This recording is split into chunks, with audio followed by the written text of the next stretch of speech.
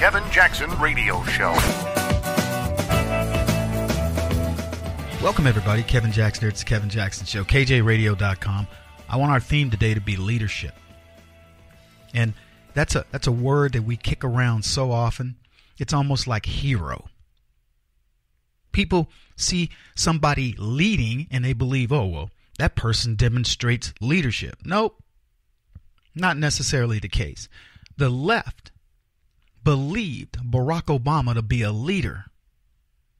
He looked like a leader. He sounded like a leader. And I remember people when during the time of Trump's ascension to the presidency saying things like he doesn't seem like a leader. He doesn't appear to be certain things or whatever. And I'm thinking to myself, what's that mean? Let me tell you, as a fighter, I'll give you a good example. There was a kid that I trained with. His name was Sosa. And he's a chubby Mexican kid, probably about 5'10", and he looked like a Pillsbury Doughboy. And if you saw him on the street, you wouldn't think anything of him. You wouldn't think this kid could fight his way out of a paper sack. And he was one of the best fighters I ever met. Now, if you're trained as a boxer or some sort of a pugilist, you know what I'm talking about.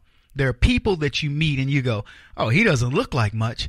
And don't get in the ring with him. Don't pick a fight with him because they will absolutely stitch you up, as we call it. People think they recognize things. They go, oh, well, he has the carriage of a leader. Barack Obama made people believe he was a leader. Barack Obama was, look, I got no issue at all with this fool. None at all, except to tell you the truth. I don't have a dog in the fight. I don't give a crap about Barack Obama, president, non-president, whether he was a dope-smoking choom guy leading his little gang of misfits in Hawaii or president of the United States. What I'm going to tell you about Barack Obama is the honest truth. Whether you want to see it or not, people will tell me, Kevin, you're jealous of him. Look, tell me whatever you want. I don't care. I'm going to give you the truth about Barack Obama. He was a fake leader. He made you feel like you were being led. I'll ask you a very simple question. If you were going to pick somebody to join you in a fight, would you pick Barack Obama? The answer is no. I'm going to answer for you. If you were going to pick somebody to run your organization, to say, let's build an organization together and get it, charge it up and get people moving forward. If you pick Barack Obama, you would be the biggest clown on the planet. He's never done it. He doesn't know how to do it. He can stand in front of an audience and make them believe in the unseen. And you know what? That's great for him. That got him elected. That got the Democrats to just go off the cliff with him, losing 1,000 seats and having nothing to run on in the future. Thank goodness let me give you this. I'll give you some praise for the people out there saying, oh, Kevin, come on. I'm going to give you a little praise. Thank you for Barack Obama, because without him, we don't get to see what abject lack of leadership gives you, and therefore we get a real leader. See, leadership is it's such a cool concept when you think about it. Some people say the art of communication is the language of leadership. And I think that's where Barack Obama falls. They see it as, oh, well, he's a communicator. He's going to pass Obamacare. He's going to give people all these niceties that come with, with his ability to do this as a president. He can now give away all these things, and that's leadership. Okay, if that's the way you describe it, great. Leadership is partly communication. You have to be able to do it. I would tell you, if you really want to look at the art of communication and leadership, look at Donald Trump's tweets. Oh, yeah, we got to go there. By the way, Happy New Year again, folks. Let's just do that all month. Let's just make sure we understand that this is a Happy New Year in 2018. I see the 8 at the end of that 2018, and I get excited because we are in the era of American leadership. Truly, we've gone decades without it. And what we've watched is the world go to crap. That's the technical term. It's gone to crap. And we've been under this delusion that we're leading the world. You know what? We started to do that. There's a saying, leading from behind. We started to follow the world under Barack Obama because they said he was such a great leader. His leadership was in his communication skills. They stick stuff on a teleprompter. He read it. He stood there. He looked good in a suit. He talked like, hey, you know what we're going to do? This is what's going to happen. And people going around the world going to look at America, and they're going to like this, that, and the other. And people just, oh my God, he's amazing. A black dude that can put two words together and not be like, oh, well, you know what I'm saying? Yeah. So that was leadership. That's all it took for the left, man, is don't be holding your crotch. Don't say things like, I'm talking about, man, and you were good enough. Congratulations, leftists, for making black people believe that that's what we want to achieve. And the sad part, people believe this. We're going to be talking about LeBron James today. LeBron James believes that Donald Trump is a bad guy. He says, I'm not going to stay at a Trump hotel. Well, congratulations, LeBron. Really? Why? What is it about Donald Trump other than the fact that he isn't sticking a D behind his name? Because let me tell you something. This is a sad part about all this. And we got a lot to talk about with leadership. And I'm going to get back to these other points. Yeah, I know. Y'all look at me like, Kevin, you always jump around. I know I jump around. That's what keeps my audience on the toes. But look, at the end of the day, LeBron James, if Donald Trump was a Democrat, LeBron James would be all over it. He'd love him. He would be talking, extolling his virtues. And for the record, if Donald Trump was a Democrat, can you imagine what these clowns would be saying about him right now? They'd be talking about this tax cut like it was the best thing that ever happened. They would look at this stock market and say, we didn't even think it was possible, but we've done even better than Barack Obama. Yay! We couldn't, as Republicans, we wouldn't win a seat in November 2018 if our lives depended on it. They'd be extolling the virtues of Trump. But these weak-kneed sissies, these spineless jellyfish politicians on the left will sell out America over an ideology. Same with LeBron James and many of these other Holly weirdos and entertainers and whatever else. Anyway, leadership. That's what we're going to be talking about today. Kevin Jackson, you listening to TV. This is the Kevin Jackson Radio Show. Do you owe back taxes to the IRS or state? The secret to avoiding the IRS nightmare is to seek professional representation. My friends at Security Tax Associates provide the most cost-effective and ethical representation in the industry while helping to avoid seizures, levies, and wage garnishments.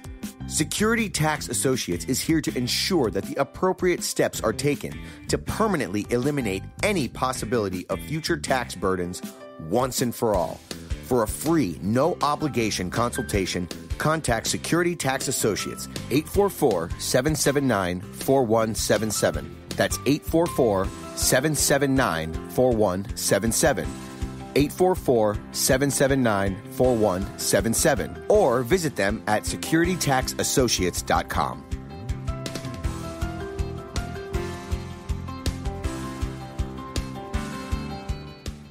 Beth Cook Moranville, author of Closer Than Your Breath, a book of hope. Hope, that wonderful, wonderful four-letter word that you may feel completely out of. I wrote this book to give you great hope. It's not too late. If fetal position is an all too familiar place for you, I understand. If the next 60 seconds are too long, this book is for you. Wherever you are right now, whether you're dealing with divorce or death or sickness, take hope. You are going to make it through this pain. Don't roll your eyes. I've walked this road and I know it. The best is yet to come. Closer Than Your Breath, a book of hope from author and speaker Beth Cook Moranville, can be found on Amazon.com or Kindle.com.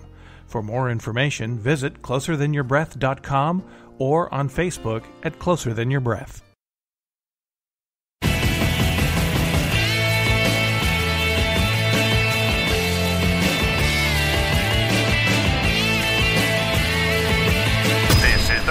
Jackson Radio Show.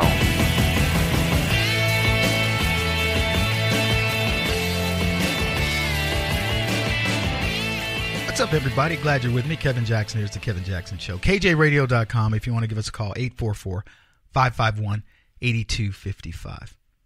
So lots to talk about. Theme today is going to be leadership. When I went to military school, I remember this kid, his name was Carol. He was older than I was. I say kid. And they asked the definition of leadership. And we were all these, fresh-faced cadets like, I don't know.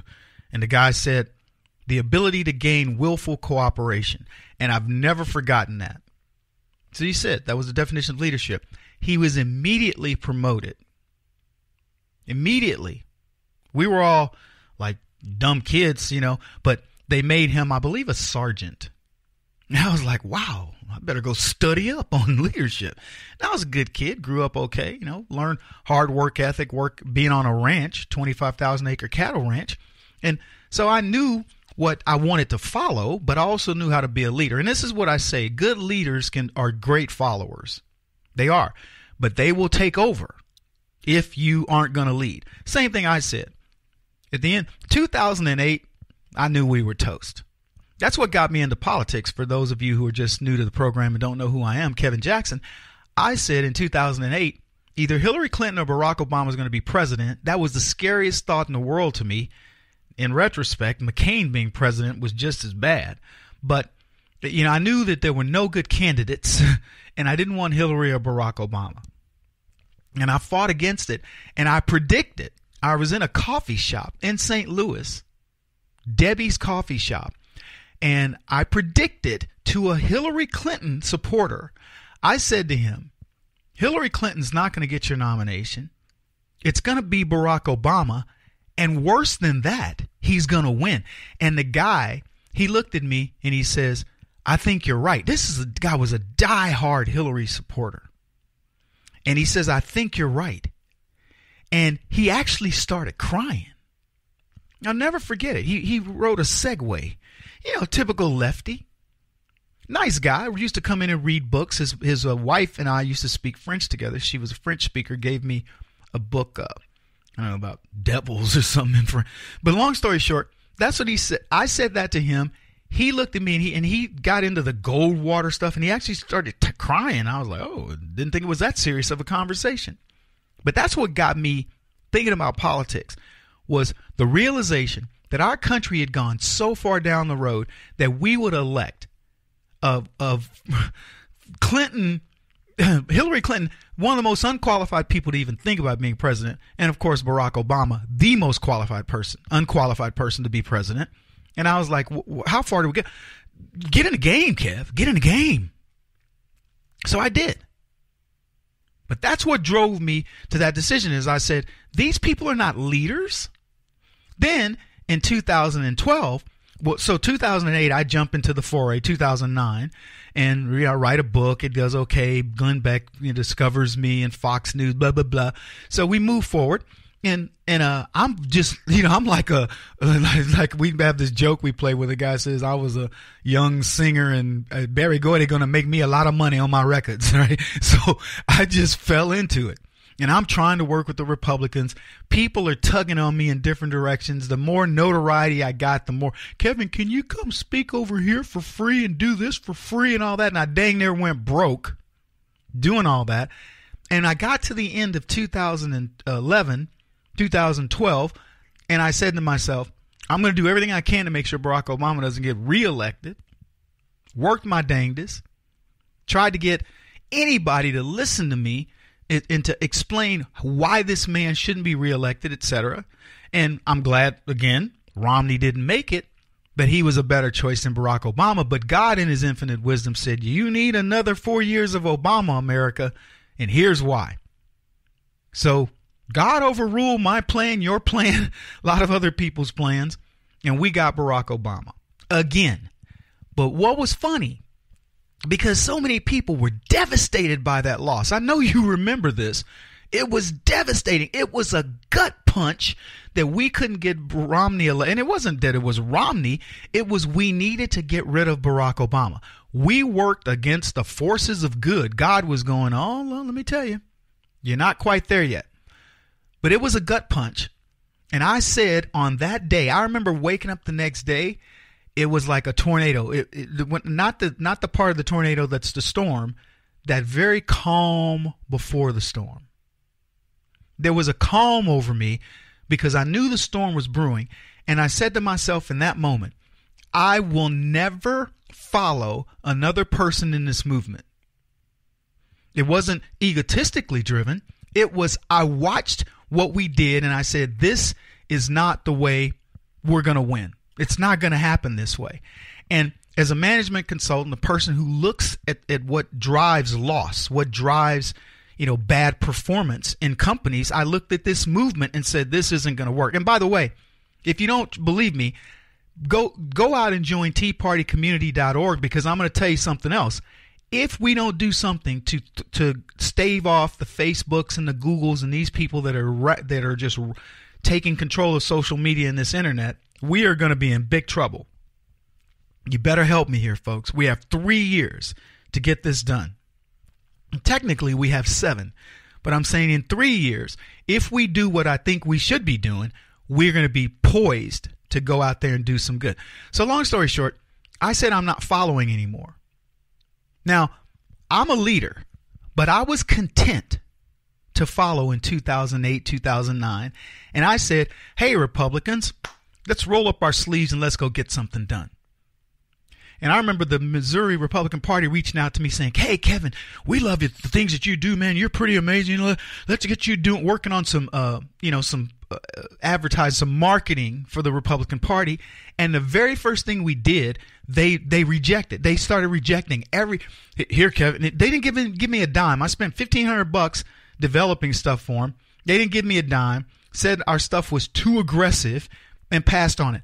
And at that point, I was like, screw you guys. You don't know what you're doing. You don't know how to reach black folks. You don't know how to stir up things to get conversations going. And so, screw you. And in 2012, the day that Barack Obama got elected, the second time, the day after, when I got up that morning, it was almost like God whispered to me and said, you will follow nobody else.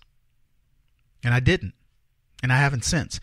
And look, I'm going to be honest with you guys. We could use some really good folks that understand how, operations and things like that, and efficiency and things like that. We're creators, but this will be our year to do that stuff. We'll get the right people together, but we aren't following. Trump comes along, and you know what he does? He says, to hell with convention. He says, I'm not following these guys either. It was like a dude after my own heart. He's going, I don't care what they say. I don't care don't tweet. I'll tweet what I want to tweet. You can't say this. I'll say what I want to say.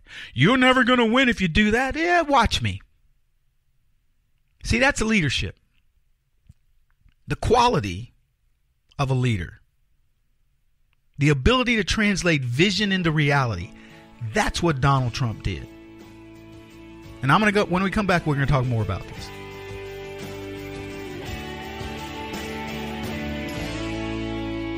This is the Kevin Jackson Radio Show.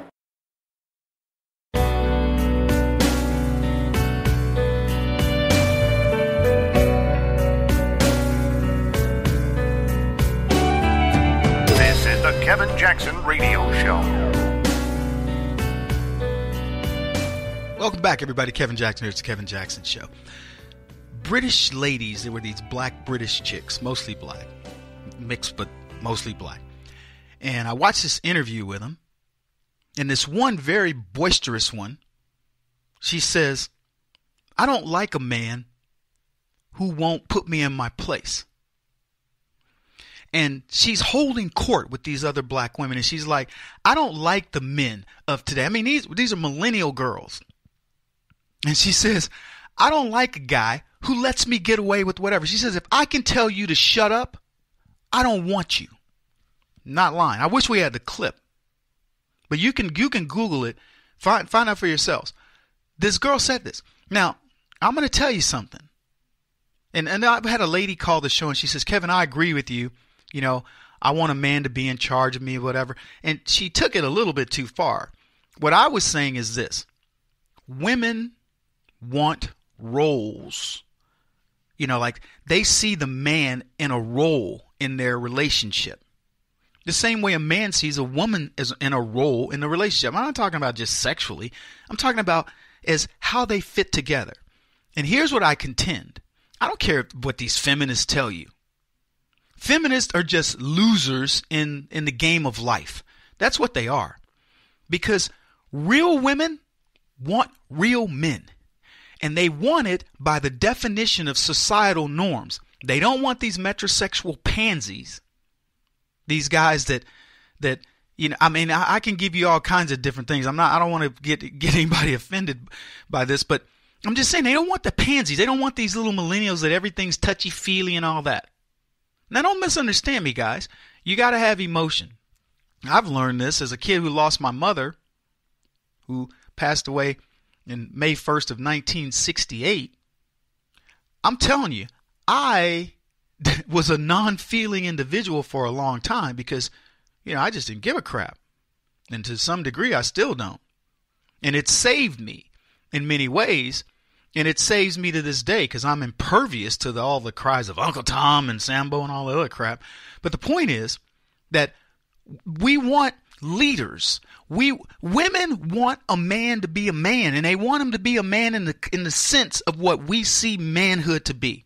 Strong, powerful, protector, you know, provider, all that. That's not to say women can't do it themselves. See, that's the difference. When I think about the role of a man, I don't think, oh, I should be a good provider and a strong protector and all that. If the cake hits the fan, I want my girl in the fight. You know what I'm saying? But I don't expect her to be in front of me. So that's what they want. Anyway, these British girls are, they point blank. She's asking these other girls, what do you want? And they're all like, yep. So look, the thing about this is what's funny. Feminism, if you want to call it whatever you want, can be balanced with this idea of having a strong male in your life and a leader. That's where feminism went wrong. Now, the reason why I'm talking about this is because I'm talking about why we have this lack of leadership. And why conservative men, I mean, don't misunderstand me. I believe in my heart of hearts, it is conservative women who will save the planet. Because they can, it's like with black conservatives, we can save the planet by confronting all this nonsense of race. Conservative women can save the planet by confronting all this nonsense of gender. Now, I'll tell you this, as a black man, I will confront gender. I do it all the time. The executives at Fox are mostly women now. We have these discussions a lot. I tell them, look, I appreciate you guys as very strong-willed women. I do. I love it. I embrace it. But I also know your limitations. So, you know, we've had these discussions. But I'm talking about this in the context of leadership. Because what I want to say is this about leaders. The quality of a leader is the standard that they set for themselves. And that's what Donald Trump does. He sets a standard. He says, this is the Trump brand. And what he's translated from the Trump brand is he said, I'm graduating that brand to this is the American brand. Make America great again. America first. Now that's important. And it isn't important because we want to be number one. It's not a competition in the world of what, you know, society is going to be number one. American society is number one. The difference is we aren't bragging about it to say, hoo, in the annals of history, we're number one. We're saying, no, you can be it too. It isn't. That's the other thing about leaders. Leaders don't hold back. They don't go, I wonder if I'm going to let you see all of the, you know, the behind the curtain stuff. I remember this time I was training this guy. I was training out in California for a tournament, a kickboxing tournament. And one of my buddies, we were talking and I said, man, he was like, man, what's bugging you? And I said, you know, I was sparring the other day with one of my top students. And I said, I got to be honest with you. At the very least, we tied. And I felt like he got the better of me. And my buddy looked at me and he goes, congratulate yourself. And I was like, what do you mean? He goes, you've taught him everything you know and then some. You've given all of yourself. You didn't hold back like saying, okay, I'll always hold back these secrets so I can always, beat you up kind of thing. And I thought about it and went, wow, that's true. I never held back anything from this kid. And so what?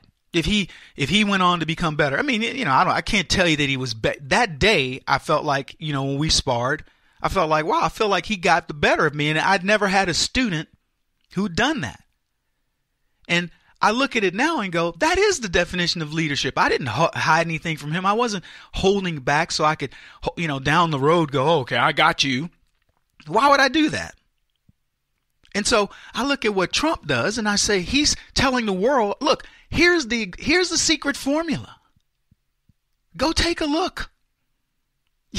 This is, if you want to be the best you can be, you better be a little bit self-centric. Make Poland great again. I just saw an article that the Polish whatever they call him, the prime minister, whatever, this person is now going, we're going to make Poland great again. I'm looking at Donald Trump to do that.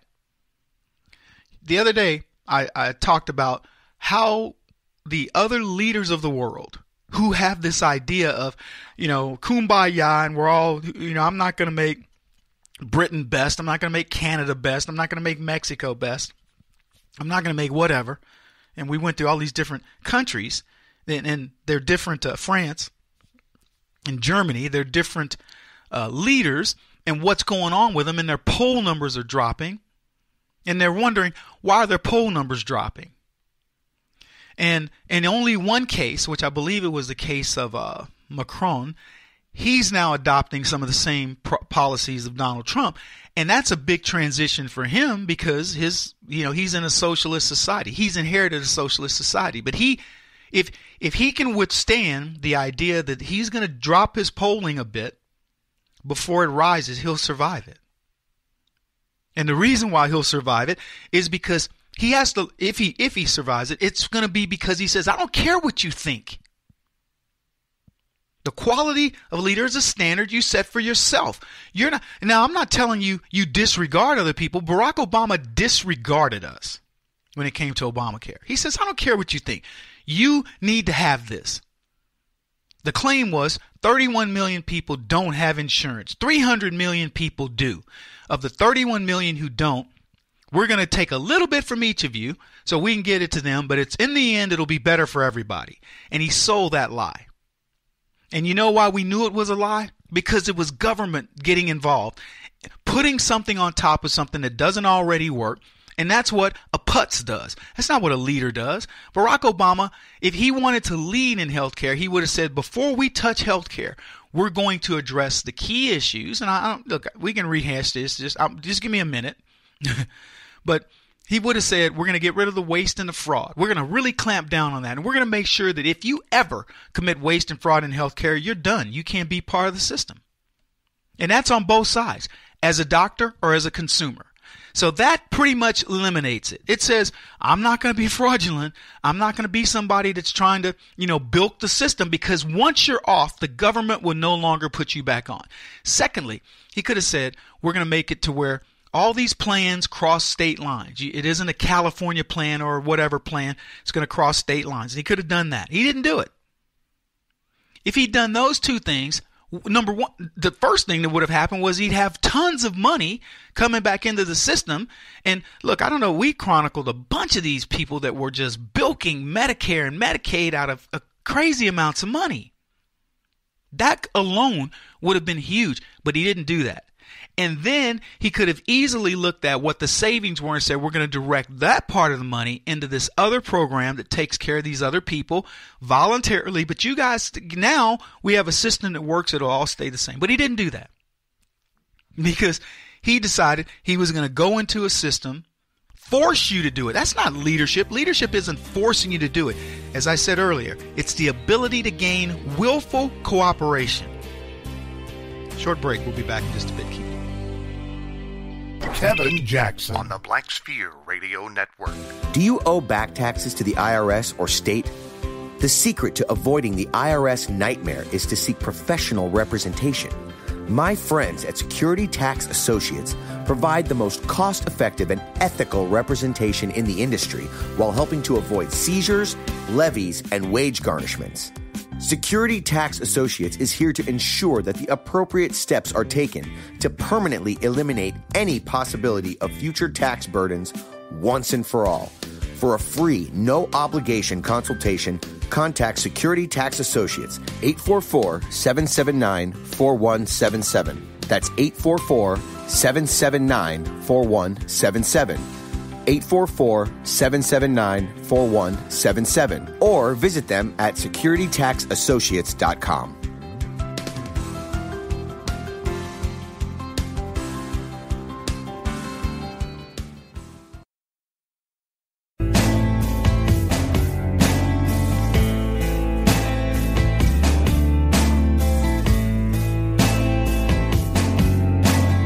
Putting an end to identity politics. This is the Kevin Jackson Radio Show.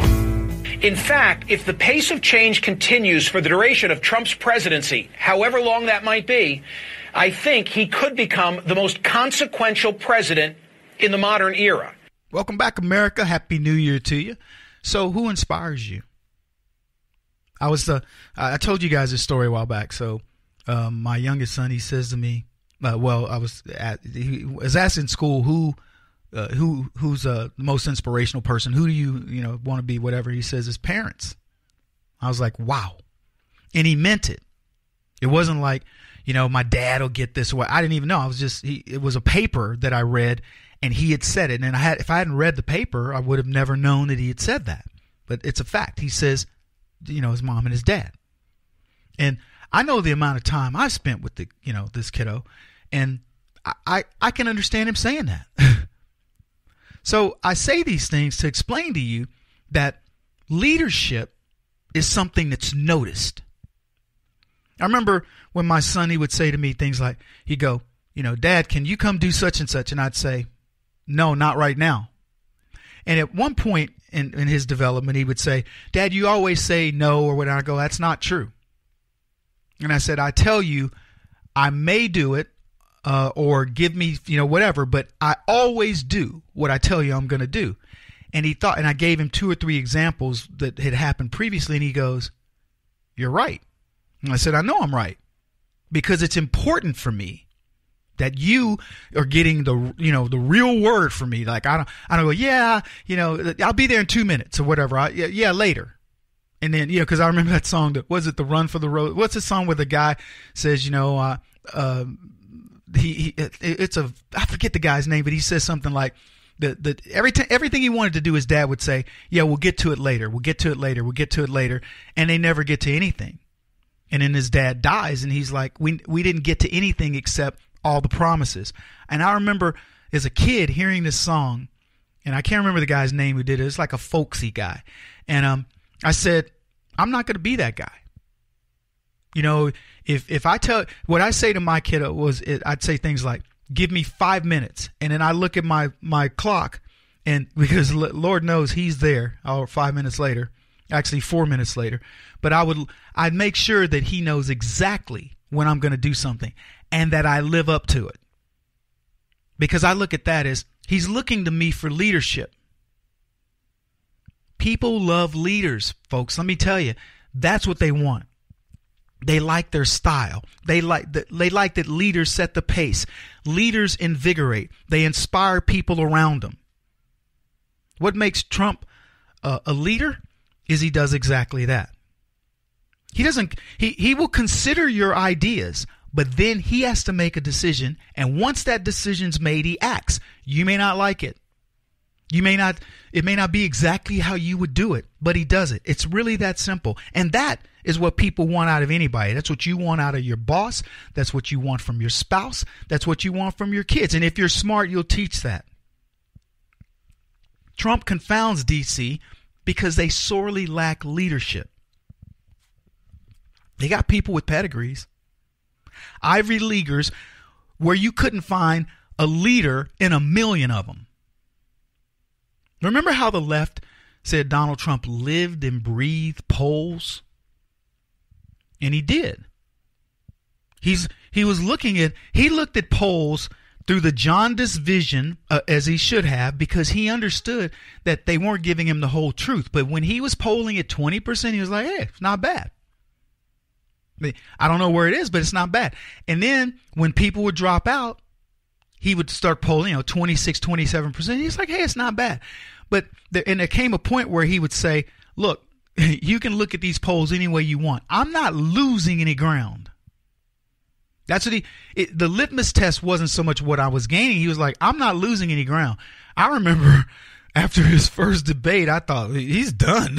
I mean, I was one going, man, he's an interesting character, but he's done. This debate was horrible.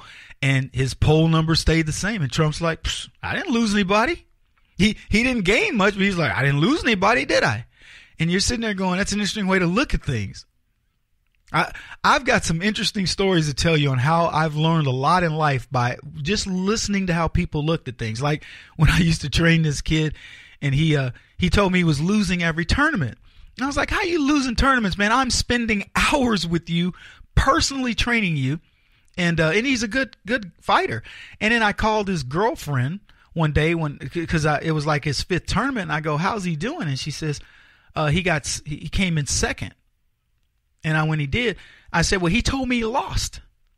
And she goes, no, he came in second. I said, well, how did he do last week? He got 2 seconds and a third or whatever. I was like, what?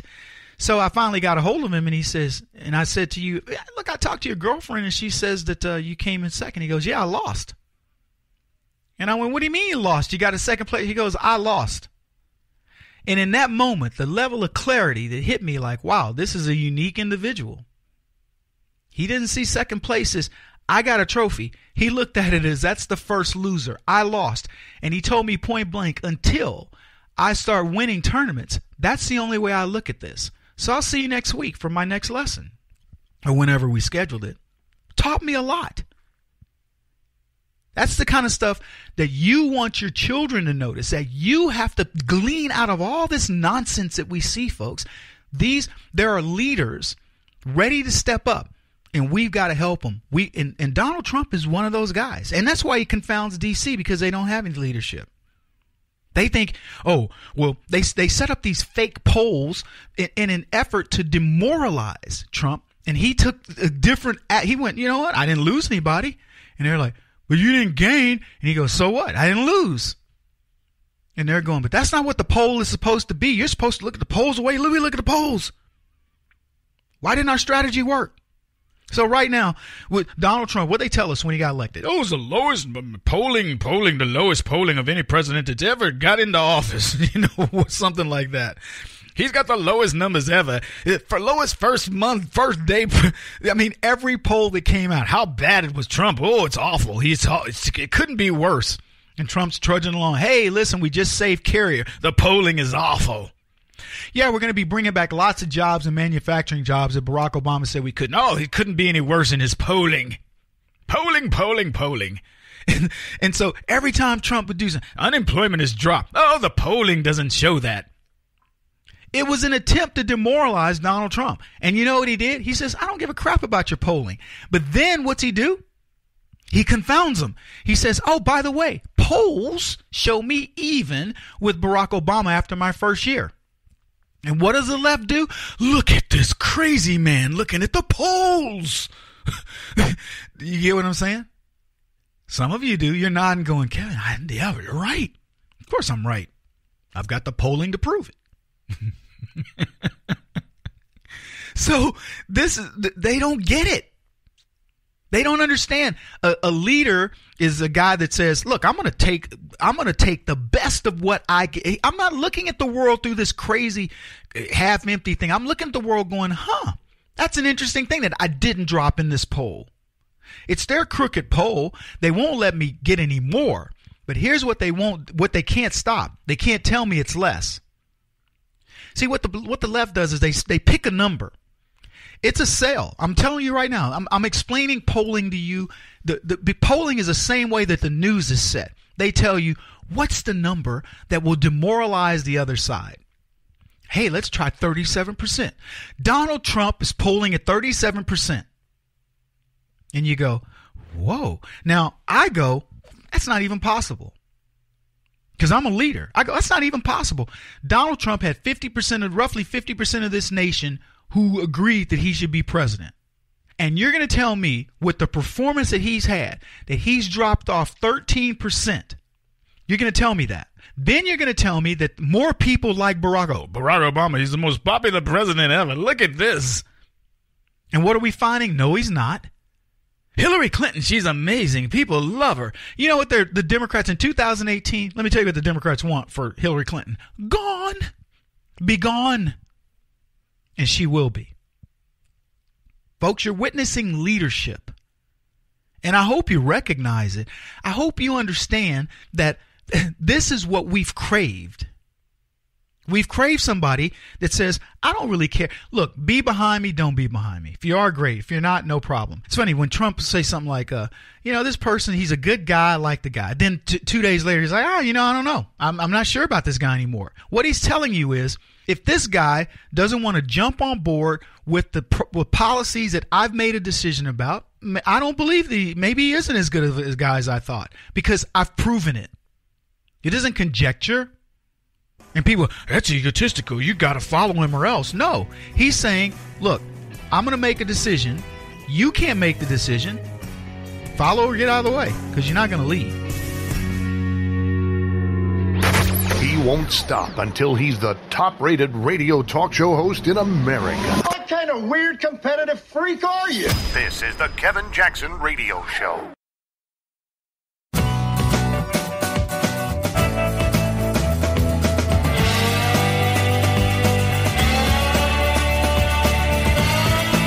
This is the Kevin Jackson Radio Show. Kevin Jackson here. It's the Kevin Jackson Show. Happy New Year. I'm going to say that to you until the end of January. I may even say that to you for the entire year.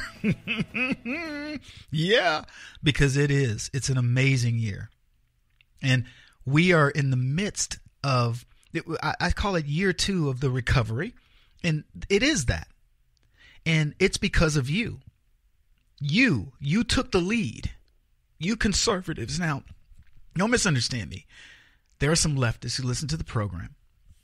They do this for 2 reasons. One, they want to keep up with the competition as if they could, right?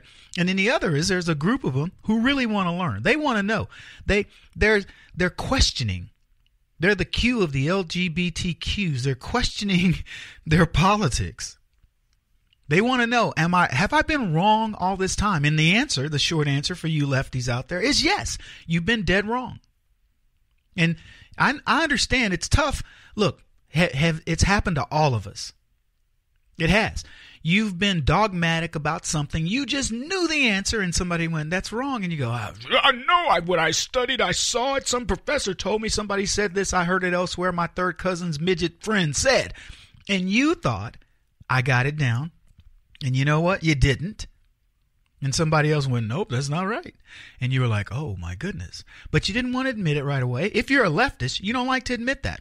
On the right, we go, oh, crap, man, I've been saying it wrong for 3 years.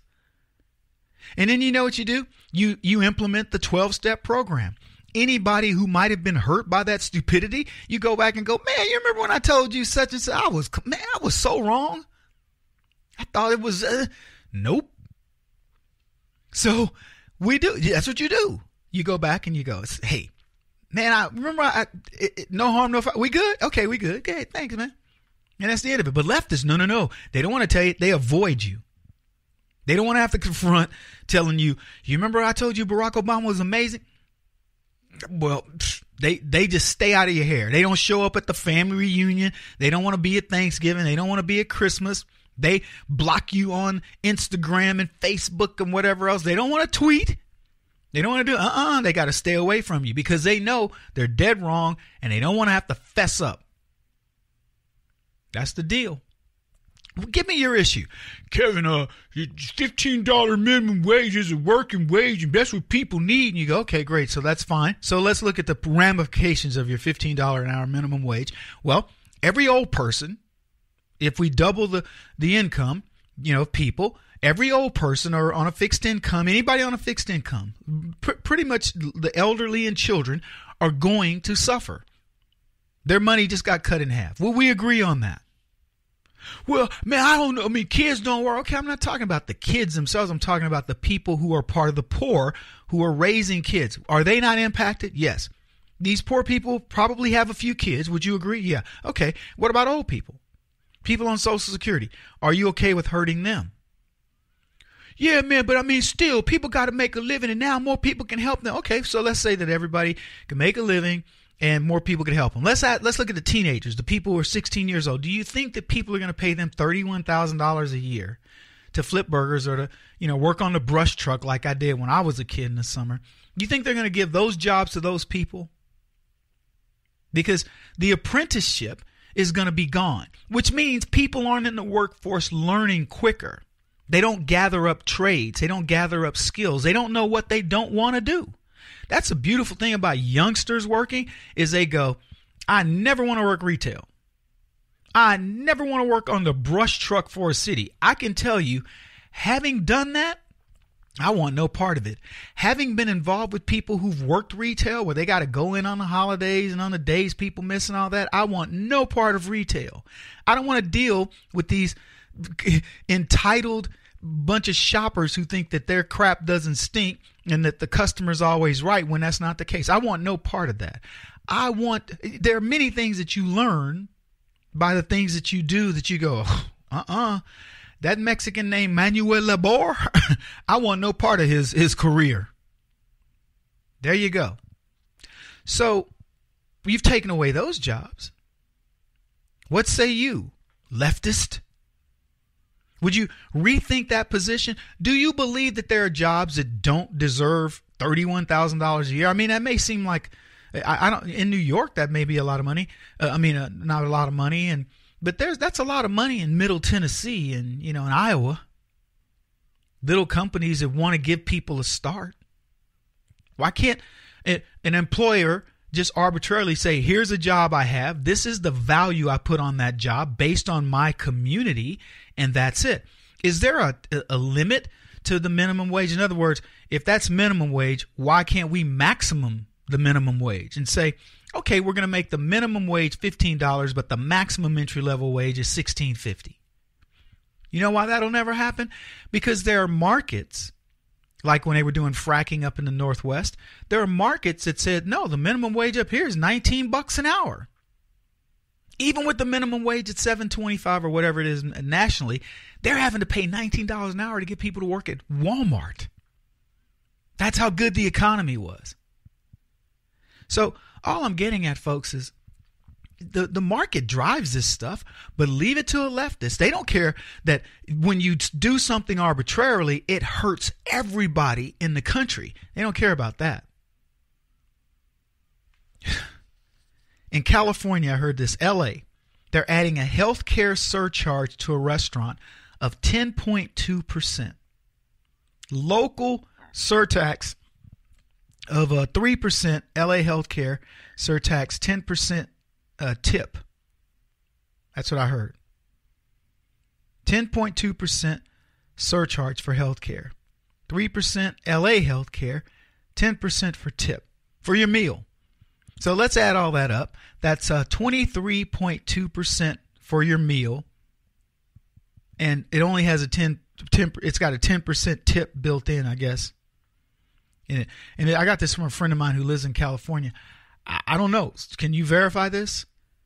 I just know this. If I go in for a burger and it's $10 and you're going to charge me $12 before I even get into, I don't know all the details, but I'm going, are you kidding? Because you haven't even gotten into the tax. They're calling it a surcharge with a local surcharge of an additional 3% and then a 10% tip automatically. Seriously? Man, these people, leftists, will cut off their nose to spite their face no matter what. Look, we got a lot to talk about. Leadership is our discussion for the day, and I think you're going to enjoy it. I'm glad you're here. It's Kevin Jackson Show. This is the Kevin Jackson Radio Show. Do you owe back taxes to the IRS or state? The secret to avoiding the IRS nightmare is to seek professional representation.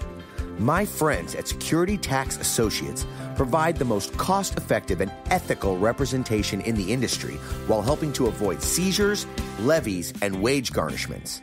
Security Tax Associates is here to ensure that the appropriate steps are taken to permanently eliminate any possibility of future tax burdens once and for all. For a free, no-obligation consultation, contact Security Tax Associates, 844-779-4177. That's 844-779-4177.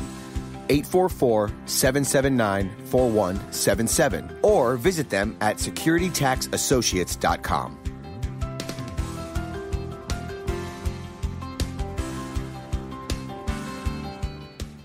Beth Cook Moranville, author of Closer Than Your Breath, a book of hope. Hope, that wonderful, wonderful 4-letter word that you may feel completely out of.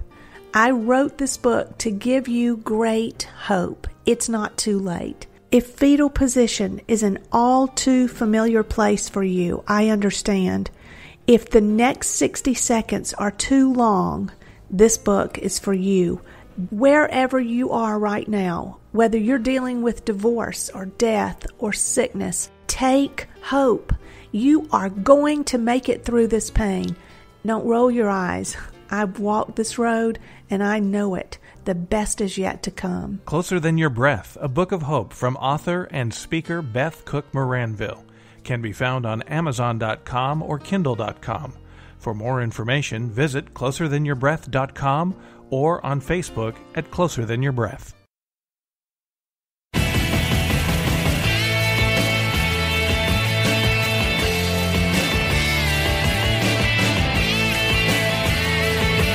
This is the Kevin Jackson Radio Show.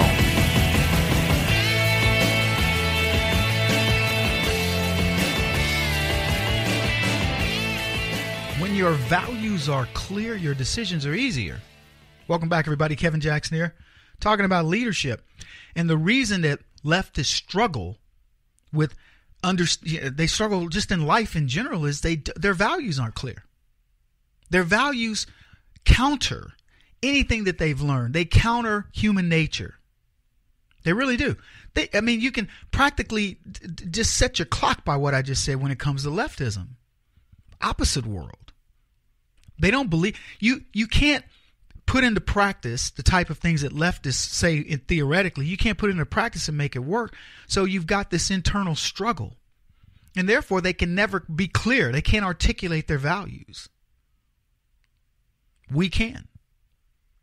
When you say, I don't believe people should be coming into our country illegally, taking opportunity from people who get into line to do it legally, you're saying right there, I have no problem with immigration. I have a problem with illegal immigration. And I'm going to do the things necessary to stop illegal immigration and make people go into the right line. The legal line, the thing that defines a country, that defines you as an individual. Your house, there are legal things that can happen inside of your house and illegal. For example, I shouldn't just be able to come into your house at any time I choose. There's a legal way for me to come to your home, right? I knock on the door, I ring the doorbell, I announce, hey, I'm thinking about swinging by, I'm in the neighborhood, whatever. That's the way I do it. Anything other than that is illegal unless I'm your landlord. And then there are rules for that. I can't just barge in. I have to let you know I'm going to be coming by the house at this time. And it varies from place to place, but there are legal ways to do it. But under no circumstances can I just barge in, except as a police officer, in which case I have to legally have something that tells me that you're doing something wrong. And so you get what I'm saying? There's always that legality. But the leftists don't want to tell you that, because that would go against the narrative that it's okay. Try it at their house. See what happens. They'll call a lawyer. Get their iguana. What kind of pets? They're cats. They got cats, right? When your values are clear, your decisions are easy. If you see that Muslim terrorists are sneaking into your country under the guise of refugee resettlement, and you want to stop Americans from being blown up, citizens of your country, You will implement policies against that. It's pretty much that simple, right? Values are clear, decisions are easy. I want to stop Muslim terrorists from blowing up American citizens, cutting their throats, trying to commit jihad, set up a caliphate, whatever. I don't want no-go zones in America. I can go on. Therefore, I must really be circumspect about what's going on with the Muslim community. Doesn't mean I'm anti-Muslim. It means I'm pro-America. Values are clear. Decisions are easy. Donald Trump sees that Obamacare is costing people money. It's costing lives. It's making people make decisions between food and health care. It's making people make decisions about their quality of life, jobs they choose, and so on and so forth. We talked about this ad nauseum. He's decided enough. We're going to go back to something else until I can take a look at this problem. Values are clear, decisions are easy. Tax plan. What should we do? We got to inspire business to want to, to be part of the community again, to invest in America. Why would you invest in a country that's charging you a crazy amount of taxes when you can take that money, take your company, move it offshore to another country and make more profit, leave the money there, innovate, and do all kinds of things? Why would you come into an economy and come to America and do anything close to this? It would be crazy to do that. 15% tax rate in Ireland, 35% tax rate, whatever it is here in America. Why would I lose 20%? If you were going to go buy the same item at a store, would you go to the place that charges you 20% more? I don't think you would. Most people wouldn't. Idiots would. So this is the clarity of which Donald Trump operates. This is the clarity of which the conservative movement operates. And that's the chasm that we have between us and them, the enemy, our own brothers and sisters on the left, who will not look at logic and reason. And the real trick is understanding why they won't do that. They have no leaders. They have nobody over there willing to stand up and say, wait a minute, because the minute you do, you're going to catch the wrath of the left. But can you imagine for 1 second, if, let's just say in academia, 40%, 50% of the academics say, you know what, we've had enough. No more snowflake, safe zone, trigger words, whatever you call it. We're done with this nonsense. We're tenured professors. You can't get rid of us. That's the end. What would happen then? Now, the problem is the way to get tenure, this is the ugly system here. The way to get tenure is you have to toe the leftist line. If you don't, you're not getting tenure. So all these tenured professors are dyed-in-the-wool leftists at this point. But maybe if we could convince them that you're tenured, you don't have to think stupid anymore. Why don't you come on to the other side? Why don't you come over to logic and reason? I don't know if that's going to work, but I'm just saying it's worth a shot. We certainly aren't making a whole lot of progress in wackademia as I see it. Ronald Reagan said this. He said, when you can't make them see the light, make them feel the heat. Anybody think Donald Trump works to that principle? What do you think when he's dealing with Congress? So let's look at the Republicans and the tax plan. Ask yourself this very simple question. Do you think that the Republicans accepted Donald Trump's tax plan out of the chute? Do you think they accepted him? You know the answer. Of course not. They were like, this guy's crazy. All we got to do is wait him out. Polls will come in. He'll respond, and we'll be status quo. We'll keep the swamp there. Let him say he's going to drain the swamp. He's not draining us, whatever. And what have they done? Practically to a person. They've just come over. By the way, it's the same thing that's going to happen to the leftist. 2018, baby. Happy New Year, y'all. I'm going to tell you Happy New Year a lot because you're going to get reminded of how good it feels to be winners on a daily basis. And look here, no matter what's going on in your life, and I know life goes on. Yeah, sure do. Life goes on, baby. No matter what we're talking about here, you're dealing with kids, you're dealing with family, spouse issues, whatever, work issues.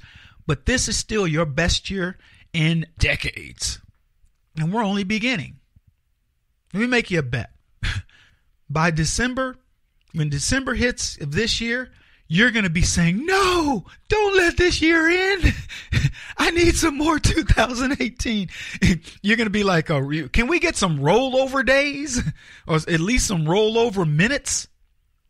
Because everything about your life is going to improve because your outlook's going to improve. It already has. And this goes for the stupid lefties.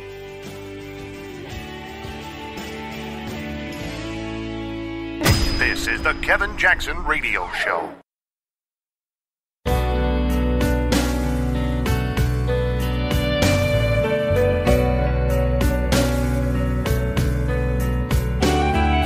This is the Kevin Jackson Radio Show.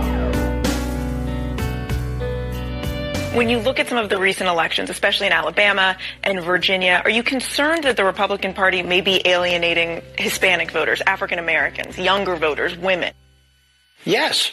I mean, yes. Without hesitation. Of course. I mean, we can't run these candidates who appeal to a very narrow base. I mean, there's really more candidacy, even before the very serious allegations of sexual misconduct. This man was unfit. I didn't support him either. I said I would never support him, and then the party shouldn't have gotten behind him. This candidacy was a disaster. Nominating people who have no appeal outside of a very narrow base, I do believe, hurts us very much with constituencies where we have some challenges. And so I think it absolutely does damage to the party because a lot of these people, they're not about expanding the base.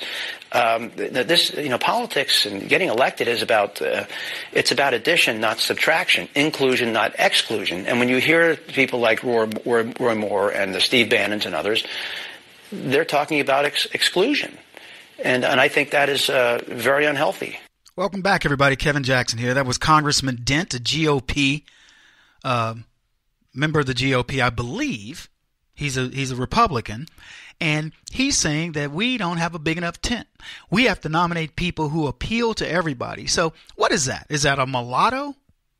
What exactly appeals to everybody? Let me tell you what doesn't. White men don't appeal to everybody. It's been the most demonized group of people on the planet for the better part of a decade. And Barack Obama solved it, right? He was the light-skinned Negro with no Negro dialect that the Democrats based everything on. They got that. And now, what? They've been decimated. Who do they line up next? Cory Booker? Kamala Harris? Two more light-skinned Negroes, just as idiotic as the one that just left office. But that's who they want to bet on. And who did America bet on? We bet on a white dude. The worst guy you could possibly pick. What did the left do? They said, we're going to get us a white woman. This'll do it. We'll fix them. And she got her butt kicked. Now, I know about, Kevin, she barely lost. Let me tell you something. She lost. There was a reason why she lost. We took supposedly the worst possible person. Forget what Hillary Clinton was. See, that's what y'all focusing on. Hillary Clinton, the pedigree, blah, blah, blah. She was ordained and all that. Donald Trump, we knew, by the way, Hillary Clinton was the worst possible candidate. But what did we do? We picked the guy that the left told us was the worst possible candidate. A billionaire businessman, successful TV star, reality TV star, worst possible candidate. You got a white dude, Republican, rich guy you're going to run and you expect to win the presidency? And what did we go and freaking do? We went and won. And this guy, Dent, says, you're alienating the base. Yeah, so did Reagan, right? He alienated the base all the way to the bank. Donald Trump is alienating the base by getting them jobs, by not treating them as if they're special interests. He's not catering to the gays. He's not catering to any particular person. He's saying, look, if you want to be part of making America great, across the board, join in. Don't join in as a black American. Don't join in as a female American. Don't join in as whatever you want to be American. You're an American. You can be part of this great experiment. You don't want to be an American, go. You want to be a Muslim and come over here making some nonsense? Go. You want to be a Mexican coming over here? I'm Mexican, man. I got my flag, blah, blah, blah. Go home. You want to bring up the women card, the race card, the whatever thing, America, blah, blah, blah. Whatever you do that isn't proactive, that isn't moving this nation forward, get out of my face. As I said earlier, Ronald Reagan said, when you can't make them see the light, make them feel the heat. But let me tell you something Trump said about leadership, because our theme today is leadership. By the way, Kevin Jackson Show is what you're listening to, KJRadio.com. 844-551-8255 if you want to call. Donald Trump said this: if you have to think, why not think big? His actual quote was, you have to think anyway, so why not think big? That's a heck of a thing to say for a guy who, I remember him saying, y'all, I may surprise you with my announcement about running for president. I distinctly remember Donald Trump saying to myself, Donald Trump is not going to run for president. It's a ridiculous thought to begin with. I said it. I'll admit it. I said earlier, what we do as conservatives, we're willing to admit when we're wrong. It wasn't that I didn't think Donald Trump was qualified. I just thought he's got no shot. There's a system in place that won't let it happen. And going back to what Donald Trump says, you have to think anyway, so why not think big? And as it went along, he applied other leadership practices, leadership tenets. And he decided, you know what? I can do this. There's another saying about leadership. A man who wants to lead the orchestra must turn his back to the crowd. That's the thing. You have to understand, if you're going to be a leader, if you're going to do something different, if you're going to set a course, put a vision together, put that mission statement in there, and then do it, you're going to have to alienate some people. Because let me tell you something, they're going to be naysayers. They talk to you all the time. Your family, oh, you know what y'all did? Y'all write to me, Kevin, this person said this about me on Facebook. I made a comment on somebody's page on Facebook and they did this. And I go, why didn't you go after them? Well, it was my cousin's page. So? You got attacked. Turn your back to the crowd and play to the orchestra. Dun, dun, dun, dun, dun, dun, dun, dun, dun, dun, dun. That's who you're playing to. The crowd is, don't mind them. Don't mind those guys behind you. See these guys right here? That's your musicians. Those are the people that are waiting for your instructions. Leader. You're going to be a leader. Who do you lead? Do you lead your children? Or do you go, oh, my daughter came home from college and she's all jacked up over this because her professor said, and you go, well, I can't compete with her professor. No. You're only her mother or her father. People tell me all the time, how are you going to compete with the television, and how are you going to compete with video games, and how are you going to compete with the phone? Are you out of your mind? You compete by jumping in the middle, by saying, hey, let's study this concept. Let me explain this to you. Let me tell you what I've created. I got a little dude that he is impervious to the left. Man, it is amazing.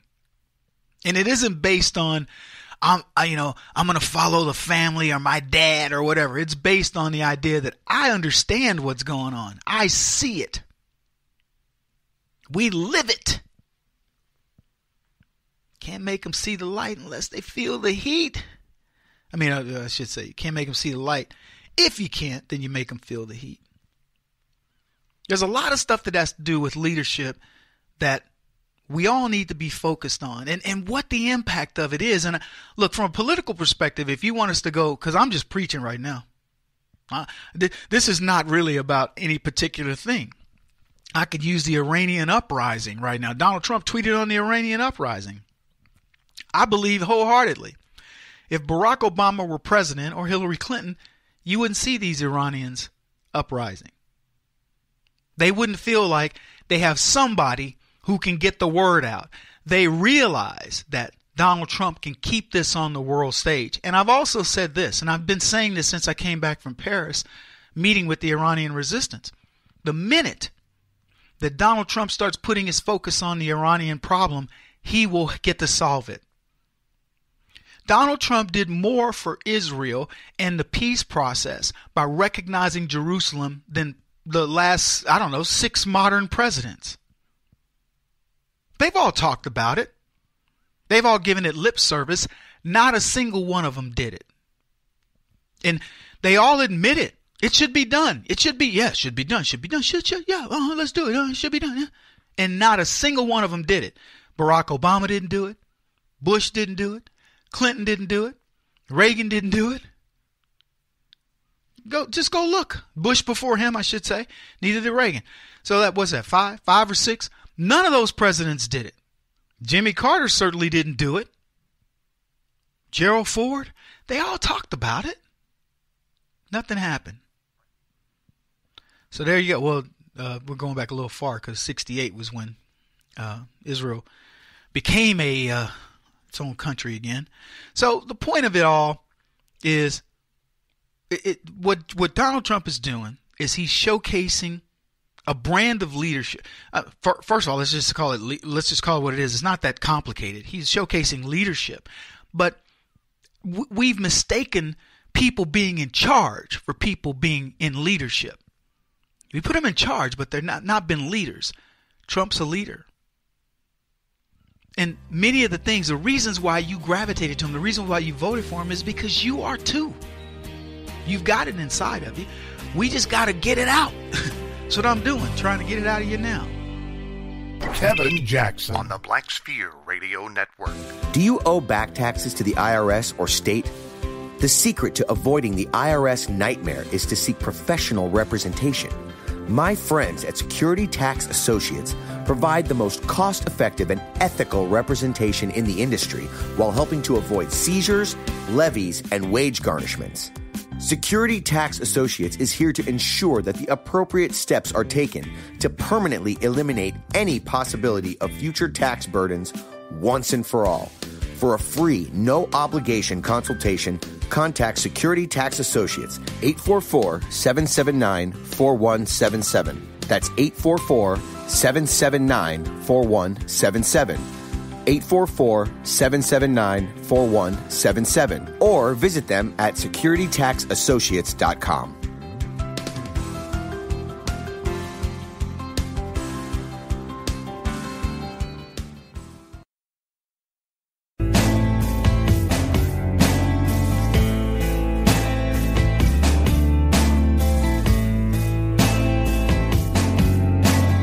Putting an end to identity politics. This is the Kevin Jackson Radio Show. When you look at what President Trump signaled all year, foreshadowed all year, I go back again and again to day 2 of the presidency, standing at that CIA wall, just blowing up orthodoxy. The idea that there is no hallowed ground in American politics or policy where you can't make a political statement, you can't signal your political intentions. And I think the rest of the year has followed on that front. He's very much shown with the Indian code talkers. He's very much shown that the regular rules don't apply to him. I think the question is, has he blown up the regular rules for everybody else too? But to Rich's point, he's been obviously brutally harsh on the press. Yeah. Right. Fake news and all that, enemies of the people, over the top. But he's actually been an incredibly media-friendly president, even before he started handing out pens. I mean... Did you get a pen, Jonathan? I wasn't there. Somebody needs a pen.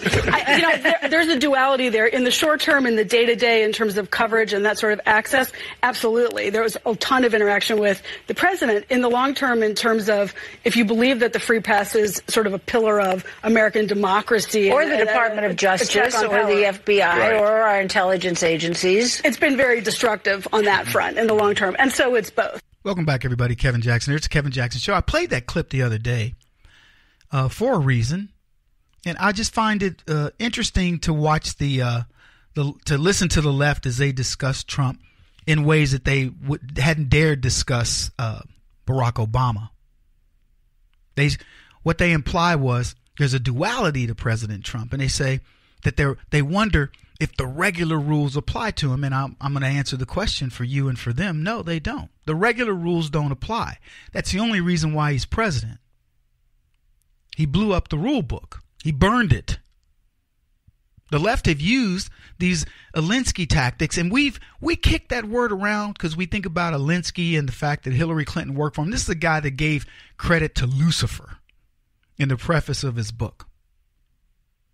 And Hillary Clinton followed this guy's tactics. The left have used his tactics. And look, if you need to be reminded of what they do, they call you racist, they call you misogynist, they call you homophobic, xenophobic, Islamophobic. They got all kinds of names for you, and they're the same ones over and over and over.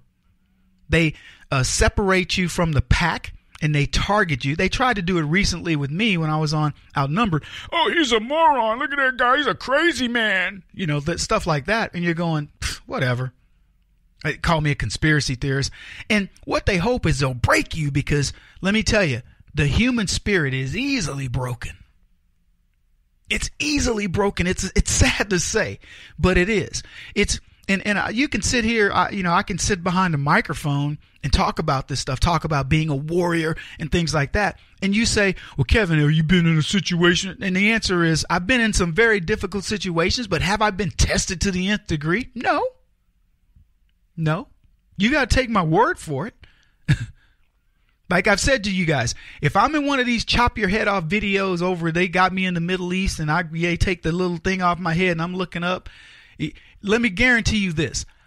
You can take my word for it or you don't have to. I'm not going to beg. I'm not going to go, America sucks and I changed my mind. You're never going to see it come out of my mouth. You're never going to hear me renounce my Christianity. Oh, I will renounce because Jesus is not as good as Muhammad or whatever. It'll never come out of my mouth. What? You're going to die? So what? There's an end, a beginning and an end of it all. Are you going to go out like a chump? So anyway, they're discussing the rules. These rules don't apply to Trump. The reason they don't apply to Trump is because he says, I don't have to follow your stinking rules. You made up rules to a rigged game, and you want me to follow those. Why would I do something so stupid? That's what we do. We go into these battles all the time going, well, let me strap on my gloves, and the other guy's putting on brass knuckles. He's wrapped his hands. He throws on some brass knuckles, puts a knife in his hand, a gun in his side, and we say, okay, great, we're going to box. I'm not boxing. I'm pulling out my AK-47 for auto and going, I'm mowing the place down. What are you talking about? There are no rules with this. This isn't a freaking game. It's funny to me when we talk about this stuff. I really believe in my heart of hearts, there are far too many conservatives who see this as a game. They're going, well, they're going to try to get their people elected. I don't care who gets elected in 2018 this year. Let me tell you what I care about. I'm talking about in terms of Republican or Democrat. What I care is that they truly believe in the philosophy of make America great, putting America first, and espouse conservative values, which means sanity. I don't have any agenda against the left. If you want to tattoo yourself up, you want to put on 15 different nose rings, earrings, nipple rings, whatever, and live your life as a Wiccan, vegan, goth. Well, I don't really care. But just don't get mad at me when you can't get a job or things don't go your way in life. Don't say, well, it's because of my tattoos and my body anchors and all that. Look, this isn't my fault. If you choose to go that way, maybe so we have some friends that make motorcycles. And, I was talking to them over the holidays and I go, so you guys they make motorcycles for people in kind of this goth thing. I don't want to call it that because it's not really goth, but they make these really radical motorcycles that have the heads, the skeleton heads and all that kind of crap on it. And this is not your average Harley. Okay.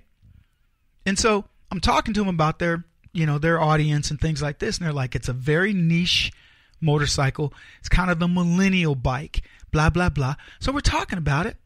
And I'm thinking to myself, it was not the direction I'd go, but that's what their people want. And so I just said, okay, well, look, are you interested in my opinion about it? Yeah.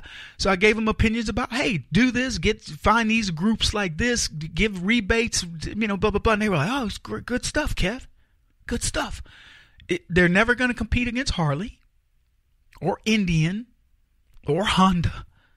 They got a niche, and I'm happy for them. But let me tell you, they're tattooed up.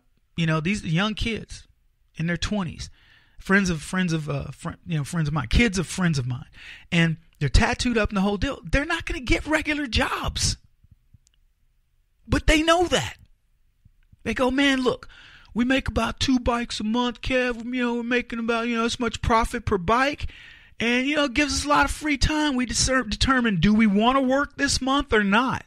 Do we want? And I'm listening to them going, my mind is spinning going, well, you could double that to 4 if you've got your people, blah, blah, blah. I'm doing that.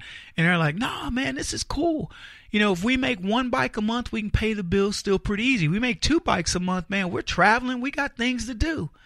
We don't want to work full time. Why am I going to jump in the middle of that? Do your thing, baby. So all I'm saying with that is, the rules don't apply to them either. They're living life the way they want to do it. I want to go back to this Trump thing. So they said he's brutally hard on the press. That's what somebody implied. And then the girl goes, no, not really. The guy, actually the guy goes, well, he's actually media friendly. He's giving us pins. And then they joke about, oh, he's giving out pins. You got a pin? Yeah, I got a pin. Did you get your pin? And they're mocking it. But Trump is saying to the press, I respect you. If you will do your job the way you should be doing it, I'm going to give you these little olive branches. These are big deals. Let me tell you, getting a presidential pin is considered a big deal. I bet you there are many people listening to me right now going, I wish I had one. And a picture with the president with my pin, so I could say, yeah, I was with the president. He gave me this pin. There are many people who want that. The press, I'll put it to you this way, Barack Obama wasn't that friendly with him. He owned him. But then they talk about his duality. They say, yeah, he gives us coverage and gives us access. But in the long term, he's destructive because he's going after these institutions, the FBI and things like this. Now, we played a clip the other day. We played this clip, by the way, the other day as well. But I'm tying it back together. And the guy said on MSNBC, the FBI has done some bad stuff. CNN said the same thing. The FBI really needs to be put under scrutiny. This isn't about Donald Trump trying to essentially erase the fourth estate, whatever they call it, fifth estate. What do they call the media? Fourth or fifth estate. One of those estates. He's not trying to erase him. He's not trying to eradicate him, but he is trying to reform him the same way he sees he has to reform politics in general. So no, the rules don't apply. He can beat up on the press as much as he wants. He can talk about them, denigrate them, because that's what they do to him. He won't stop until he's the top-rated radio talk show host in America. What kind of weird competitive freak are you? This is the Kevin Jackson Radio Show.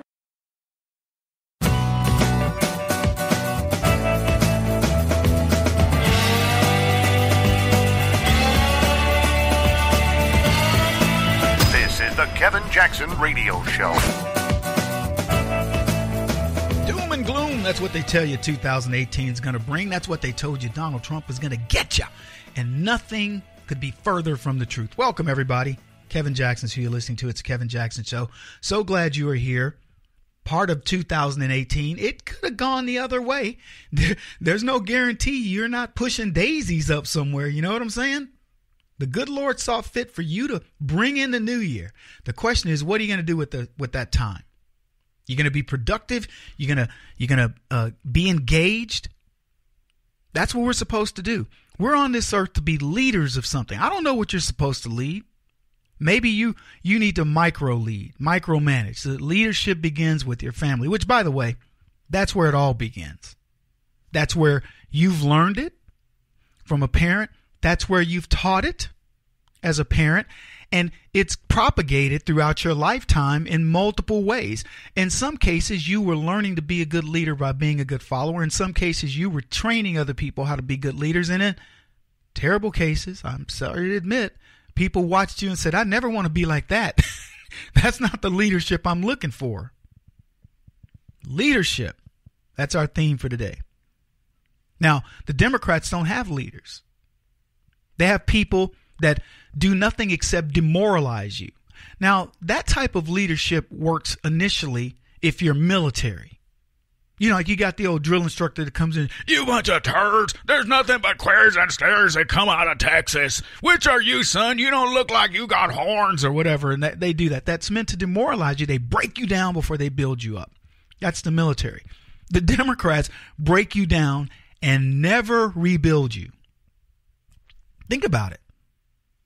They tell black people, you are so low, you don't even know how low you are. You were slaves, and then you were, people took advantage of you.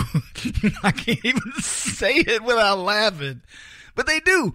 They make us look, like you have a lack of civil rights, and you still got the lack of civil rights.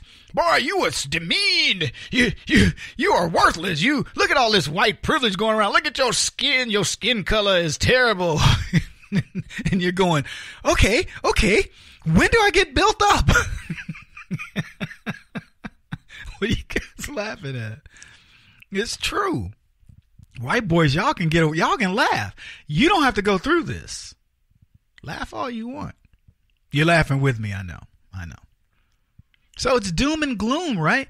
The women, you wouldn't look at when you couldn't vote, women folk, and then you've been oppressed, and now there's a rape culture, and then men, they still want to keep you down, and they still think you're stupid, and they want you barefoot and pregnant and whatever else, and even when they're trying to be respectful, they're being disrespectful. Did he look at you? He's trying to molest you with his eyes. I mean, it's crazy. That's how they work. That's how they roll. Doom and gloom. Anything the Republicans propose, and you can just page 13 of the Democrat talking points, it's going to hurt the poor. It'll crush the middle class. It's only for the rich. It will benefit the top 1%. It's going to make black people starve in the streets. Old people will commit suicide. Children will be, barefoot and penniless, and most of them will come up pregnant. They're like feral dogs. They will give you doom and gloom and more doom. But it's 2018, and you don't have to believe that nonsense anymore. You're bigger than that. But that's not a leadership style, is it? Somebody always telling you how bad things are. Look, if you've ever taught anybody anything, see, I've been a trainer in a lot of things. Remember when I was coming up in martial arts, and they'd say, Kevin, will you take the, these little green belts or whatever, and you work with them. And I would, watch, I've been doing this a long time. And you watch a little kid, he's throwing a kick, he's throwing it wrong, but you're like, hey, you keep at that. And I would say things like, hey, you know what? You got to throw 10,000 of those before it finally gets good. So you come in next week when you talk to me, I want to know how many more of these you threw, okay? You keep count. And the little kid would come in and say, Mr. Jackson, I threw 117 kicks. And I go, fantastic, man. Way to go. We're going to write that down. Of course, they don't have to write it down because 6 months later, the little dude's throwing a kick, pop, pop, pop, pop, and you're like, hey, looks good. It is that. It's. What am I talking about? Repetition. Where am I going with this? Leadership is encouragement. That's where I'm headed. Yeah, it doesn't have to look good right now. It's encouragement. Hey, black folks, here's the deal. You were, slaves, sold by your own people, et cetera, et cetera.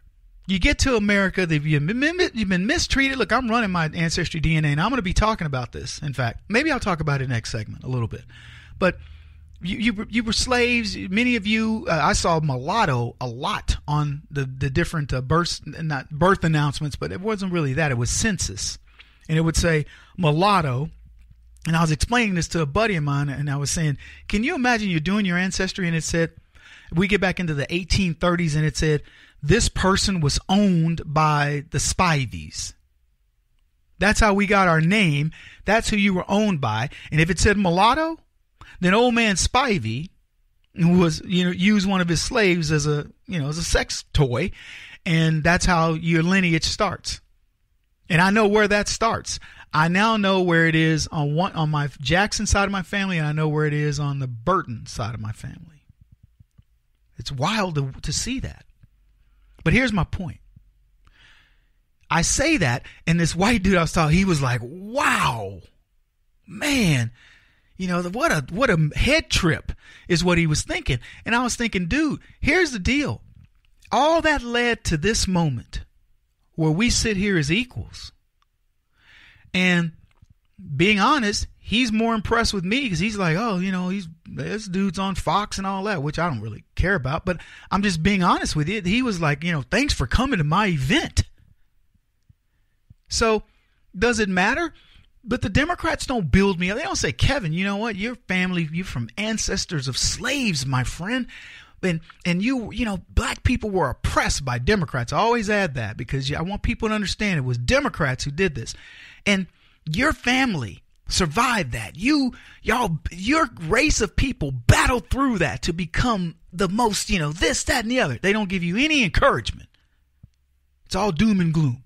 Kevin, well, we got to give you a little more credit to get into school because you're not as smart as those Asians. You're not as this or that. It's amazing to me. They want me to feel dumb, feel bad about myself. It's not going to happen. It's 2018. It's time to feel good, like James Brown. We'll be back. Kevin Jackson's who you listen to. This is the Kevin Jackson Radio Show. Do you owe back taxes to the IRS or state? The secret to avoiding the IRS nightmare is to seek professional representation. My friends at Security Tax Associates provide the most cost-effective and ethical representation in the industry while helping to avoid seizures, levies, and wage garnishments. Security Tax Associates is here to ensure that the appropriate steps are taken to permanently eliminate any possibility of future tax burdens once and for all. For a free, no-obligation consultation, contact Security Tax Associates, 844-779-4177. That's 844-779-4177. 844-779-4177. Or visit them at securitytaxassociates.com.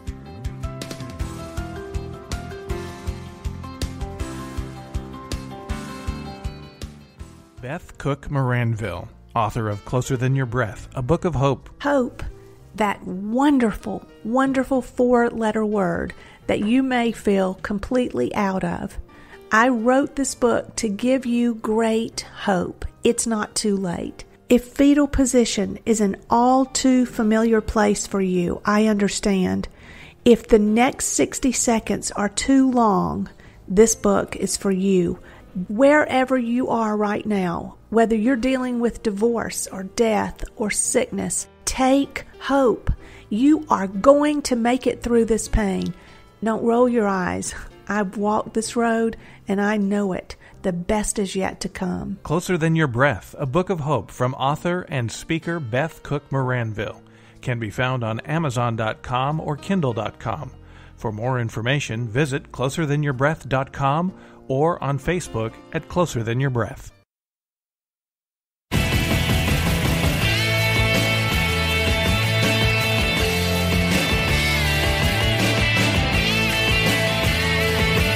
This is the Kevin Jackson Radio Show.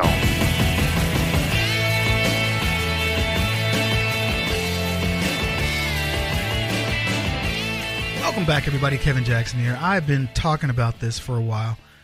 Wanted to go over my ancestry DNA, and I'm pulling it up right now as we speak so I can share this with you. This is so cool, and it's funny. It makes me, I did Ancestry.com, but it makes me want to do the one that's, I think it's called 23, something like 23andMe or something like that. It's another, there are multiple services. Now, Ancestry DNA, from what I'm told, is made up of one of the largest databases of humankind out there. It was owned by the Mormons, the religious sect, the Mormons. And they combined it with some other group, and supposedly they've done these extensive DNA searches for people, and I got to tell you, it's super complicated, a lot more complicated than you might even imagine. Just go back in your family tree and try to look things up. It's very complicated. But anyway, here's my makeup. And what's interesting is that I know for a fact that I have a certain amount of American Indian, but it didn't show up. And I think I talked about this, but here's my makeup. I'm 23% Nigerian, 13% Senegalese, 13% Cameroonian, is that, or Congolese, Cameroon, Congo. Get this is what's going to blow you away. I'm 11% Irish, Scottish, Wales, 10% Benin, Togo, 10% Scandinavia, 7% Africa, Southeastern, Bantu. Now, I don't know what that adds up to be. Let me see. 20, 30, 40, 50, 60, 70, 87%. So I'm 13% other. And I know for a fact, my great-grandmother on my mother's side was half Navajo Indian. And my grandfather on my mother's side was half Indian as well. So the number that I get in terms of their makeup is 3/32 Indian, or roughly 16%. But it only shows me as less than 1% Indian in terms of how my DNA tested. So I didn't get as much of those genes. I can only presume I didn't get as much of those genes as I might have otherwise. So I'm curious. I want to get my brother tested and see what he comes up with.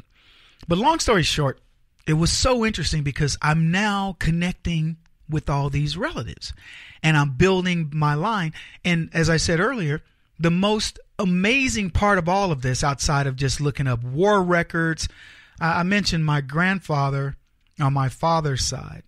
He was a private in the Army, and he uncovered Germans behind enemy lines.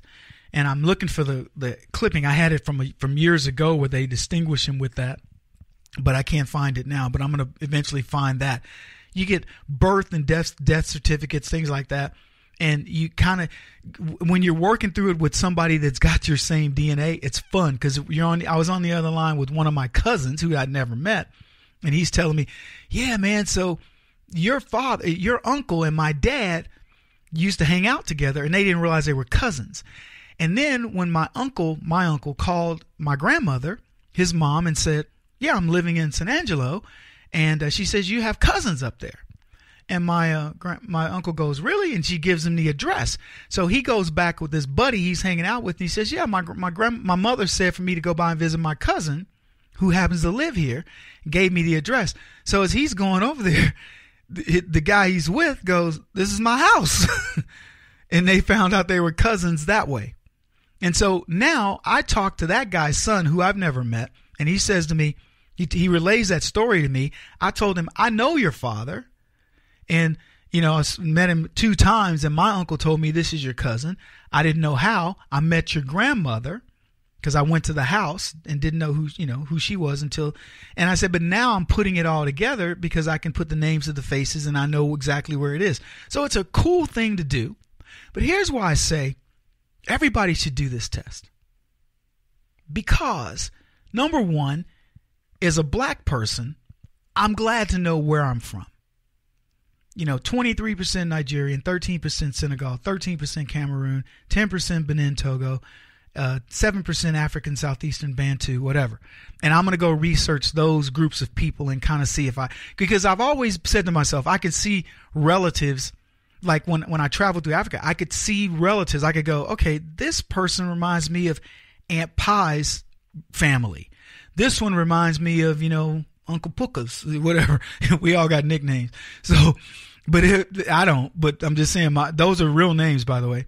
And so I would go travel through these regions and go, wow, they look like this part of my family, that part of my family. Right now, I could put 2 and 2 together. But the bigger issue is this: every one of these people everybody should be made to take this test. And here's why. I am 11% Irish, Scottish, Wales, 10% Scandinavian. Now that's obviously slave blood. From when we were slaves, master of the plantation blood. I'm 21% white. All right. And again, 13% other.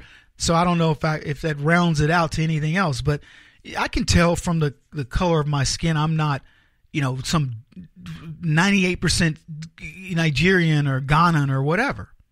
I knew that.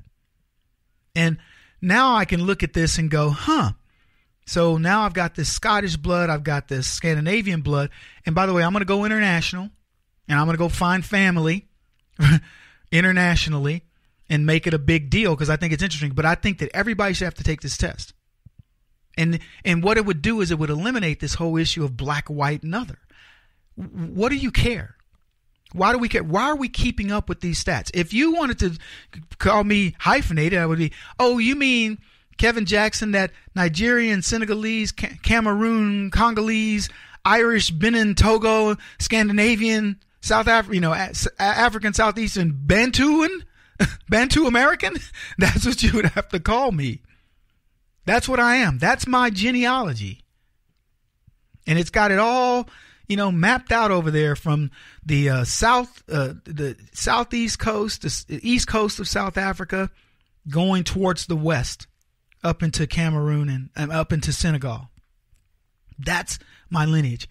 And then I'm looking at these dots that have what percentage I am of Irish and Scandinavian. There's, big little pictures of it. Big amounts. And then where my family is in the United States. It's so cool to watch. But I think the more people know about themselves, the less we get caught up in what type of thing we are. Up until this point, I couldn't tell you what part of Africa I was from. I could just go, I know my roots are in Africa, but I didn't know what. So now I know. Does it make any difference? Oh man, Kevin knows, Senegalese. Ooh, they get really beat up on in America. I didn't realize you were Cameroonian or Congolese or Benin, Togo. Wow, dude, we got to give you some more money or you are really dejected now. No, just good old African will do. And I don't need it. I'm American. You see where I'm coming from? I want to see everybody have this test. I want to see every member of Congress have to take this test. Any member of public service. So we can get rid of all this race issue stuff.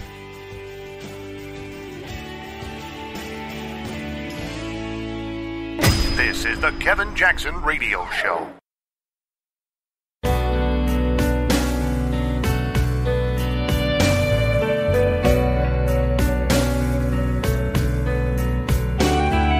This is the Kevin Jackson Radio Show. Welcome back, everybody. Kevin Jackson here. Going to slow things down just a little bit because I want to. This story had happened a few days ago. I think it was even right before New Year. I'm not sure of the date, but these deputies were killed near Denver, Colorado, and they got ambushed.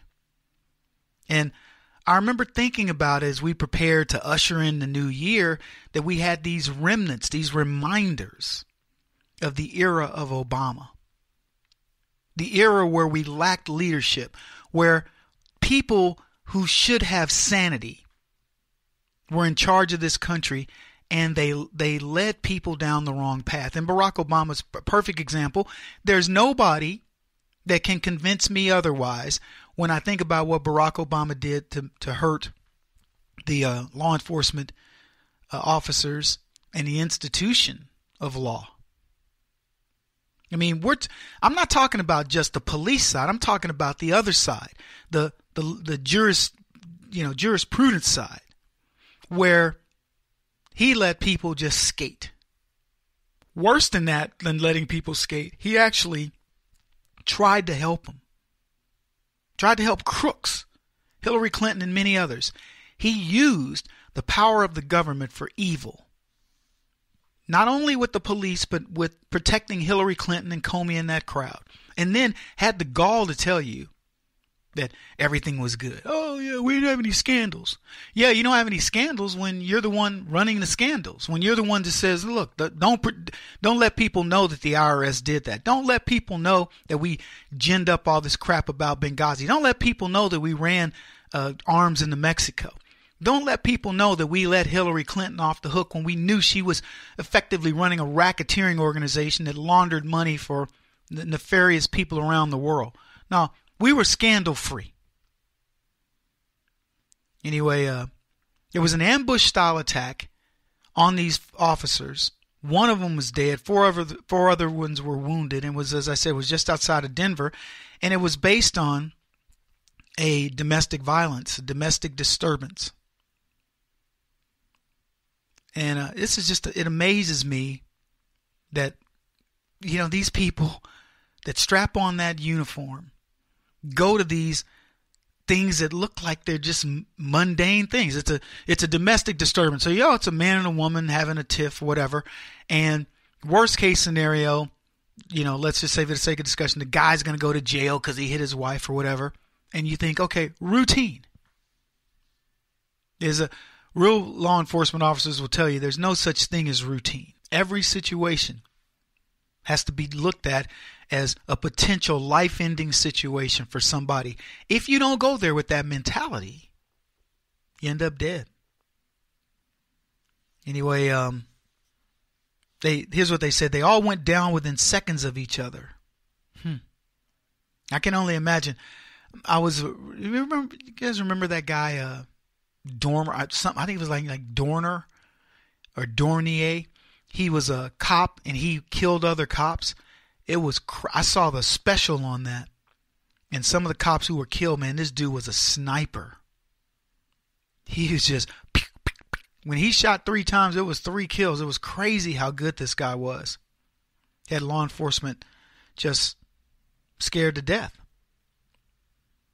That's why law enforcement should be respected. And sadly, America exits one of the worst eras for standing up for law enforcement since frontier days. Luckily for us, though, this guy died during the attack, but he was known to law enforcement. Yeah, 29-year-old Zachary Parrish, been a Douglas County deputy for 7 months, is the one who was killed. And they said this: I can't tell you how difficult it is for a leader to sit down with a spouse of an officer who was killed in the line of duty. They had many hopes and dreams. He was doing his job, and he was doing his job well. Survived by his wife and 2 children. Previously worked for 2 years at Castle Rock Police Department. Probably decided, you know what? More money, move to a little bigger place, a little bigger city. I'm just guessing. The other ones who were injured were 28, 30, 32, and age 41. They're in stable condition, and hopefully they're recovering now. But stories like this just bug me, because I look at what Obama could have done to change things. And look, that's why we're making the movie Bleeding Blue. BleedingBlueMovie.com. Go check it out. Oh, my goodness. President Trump, he chimed in on it. Tweeted out his condolences. Colorado's Governor John Hickenlooper issued a statement. Our thoughts and prayers with this, group, blah, blah, blah. We can only imagine the depth of grief they are experiencing. Hope for a speedy recovery for the Douglas County deputies and Castle Rock police officers injured in the incident, as well as any residents who were affected. I was going to say impacted. I wasn't going to say that. The call to protect and serve often leads to the ultimate sacrifice. We are grateful for the service of Deputy Paris, his fellow deputies, that of the Castle Rock police officer. We pray for their families. Strength, resolve in the days and months ahead. Kids growing up without their father. And I'm not going to say this is the direct result of Barack Obama, but it certainly didn't help that Barack Obama was anti-law and order. All right, moving on. Speaking of which, we talk about law and order. There's another story. And so they positioned this thing with Chicago. They said Chicago's murder rate down 16%. Like, let's celebrate that. And they did top 600 murders. For the record, St. Louis topped 200 murders. Yeah, 200 murders. And St. Louis is 1/10 the size of Chicago. Roughly. At 300 murders. I'm sorry, 200. 1/3. So if you were to extrapolate that and say, per capita, what was St. Louis? St. Louis would have had the equivalent of over 2,000 murders. It is immensely more dangerous than Chicago. And they share one thing in common. They share Democrat control for a long time. But look at Baltimore. For the third year in a row, Baltimore, Maryland has had more than 300 murders. New record of murders per number of residents in 2017. A new record. Hey, is that reason to celebrate? Sure. Let's give these guys a trophy. This is the type of thing I would love to see trophies given out for. Hey, Baltimore mayor, why don't you come to the TeaPartyCommunity.org's event, our annual event, where we are going to give you the award for being one of the most dangerous cities in the world. Top 10. We're going to give you the award. I don't think he'd want to take it. Third year in a row, Baltimore's had more than 300 murders. Now, that's on par. It's a little bit ahead of St. Louis. Behind of St. Louis, because Baltimore has roughly 600,000, roughly 600,000 plus people. So at 300 murders, if you took St. Louis, who's got 300,000 or so people, they should have only been at about 150 murders, give or take. But instead, they were 205. I believe that was the number they ended up. Crazy amount of crime. But here's what's interesting about Baltimore. They say some residents attribute the high murder rate to relaxed police controls in the city following high-profile cases of police brutality. Officers have backed off in neighborhoods like the one where Freddie Gray was arrested. The Reverend Kenji Scott, pastor in Baltimore, who's held positions in local government, says the opposite needs to happen. We wanted the police there, Scott says. We wanted them engaged in the community. We didn't want them beating the hell out of us. We didn't want that. Well, Reverend Kenji Scott, here's what I would say to you about if the cops are beating the hell out of you. Stop doing what you're doing. Why are you getting the hell beat? Are you hanging out? Are you loitering? What are you doing? Cops don't go to neighborhoods and just start beating people up. There's not enough of them. Think about how many police would be circling a neighborhood at any given time. And if it's a bad neighborhood, it might be, you'll have 2 or 3 cars. Those guys are grossly underarmed to do anything if the people in that neighborhood decide something's going to step off. So this notion that they're just going there and beating up people is ridiculous. And I can tell you on many experiences from friends of mine who are police officers, they tell you point blank, Kev, you got to really work hard to get me to write you a ticket. Got to really work hard. Just be nice. So, a lot of this stuff, I don't even know. I don't care. I don't care if the cops don't show up anymore. It's a thankless job from a group of people that don't care, that have been made to be completely unfeeling when it comes to this type of stuff, and I think it's ridiculous. Anyway, we got a lot more to talk about. Keep it here, folks. Kevin Jackson's who you're listening to. It's Kevin Jackson Radio Show, KJRadio.com. Kevin Jackson on the Black Sphere Radio Network. Do you owe back taxes to the IRS or state? The secret to avoiding the IRS nightmare is to seek professional representation. My friends at Security Tax Associates provide the most cost-effective and ethical representation in the industry while helping to avoid seizures, levies, and wage garnishments. Security Tax Associates is here to ensure that the appropriate steps are taken to permanently eliminate any possibility of future tax burdens once and for all. For a free, no-obligation consultation, contact Security Tax Associates, 844-779-4177. That's 844-779-4177. 844-779-4177. Or visit them at securitytaxassociates.com.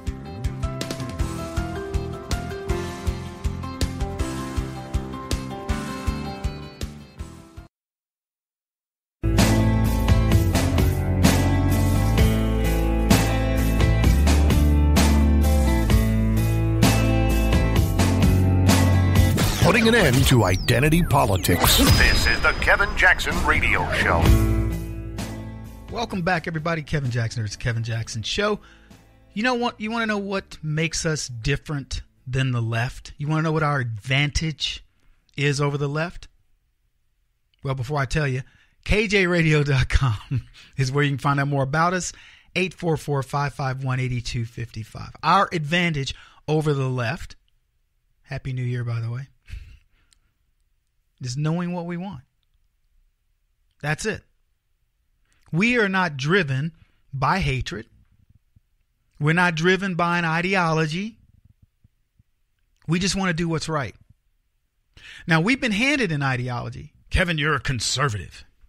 Okay. But I'm also liberal. I don't care how you want to live sexually. I don't care how you want to live, where you want to live. You want to live in a city, you want to live in it doesn't matter to me. I'm very liberal in what I allow you to do with your life. I don't really care. I don't mean it in a bad way. I don't. I don't want it to infringe on mine. I don't want you to have your little peccadillos and go, well, Kevin, you need to live like this because this is the way I live. I don't have to do anything. Don't make me go there. All we care about is what's right. That's what makes leadership easy for us. Our theme today is leadership. What defines a leader? What makes a leader? Why is it that you're so willing to look at a Donald Trump and go, you know what? I'm cool. Even when it's not exactly the way you want it, you're like, I'm cool. But when it was with Obama, you weren't. It had nothing to do with race. I promise you. What it had to do with is you recognize right from wrong. You recognize a guy who wanted to be a gangster. Tell you exactly, you're going to get this health care whether you like it or not. And you're going, wait a minute. And he's telling you, you're racist whether you like it or not.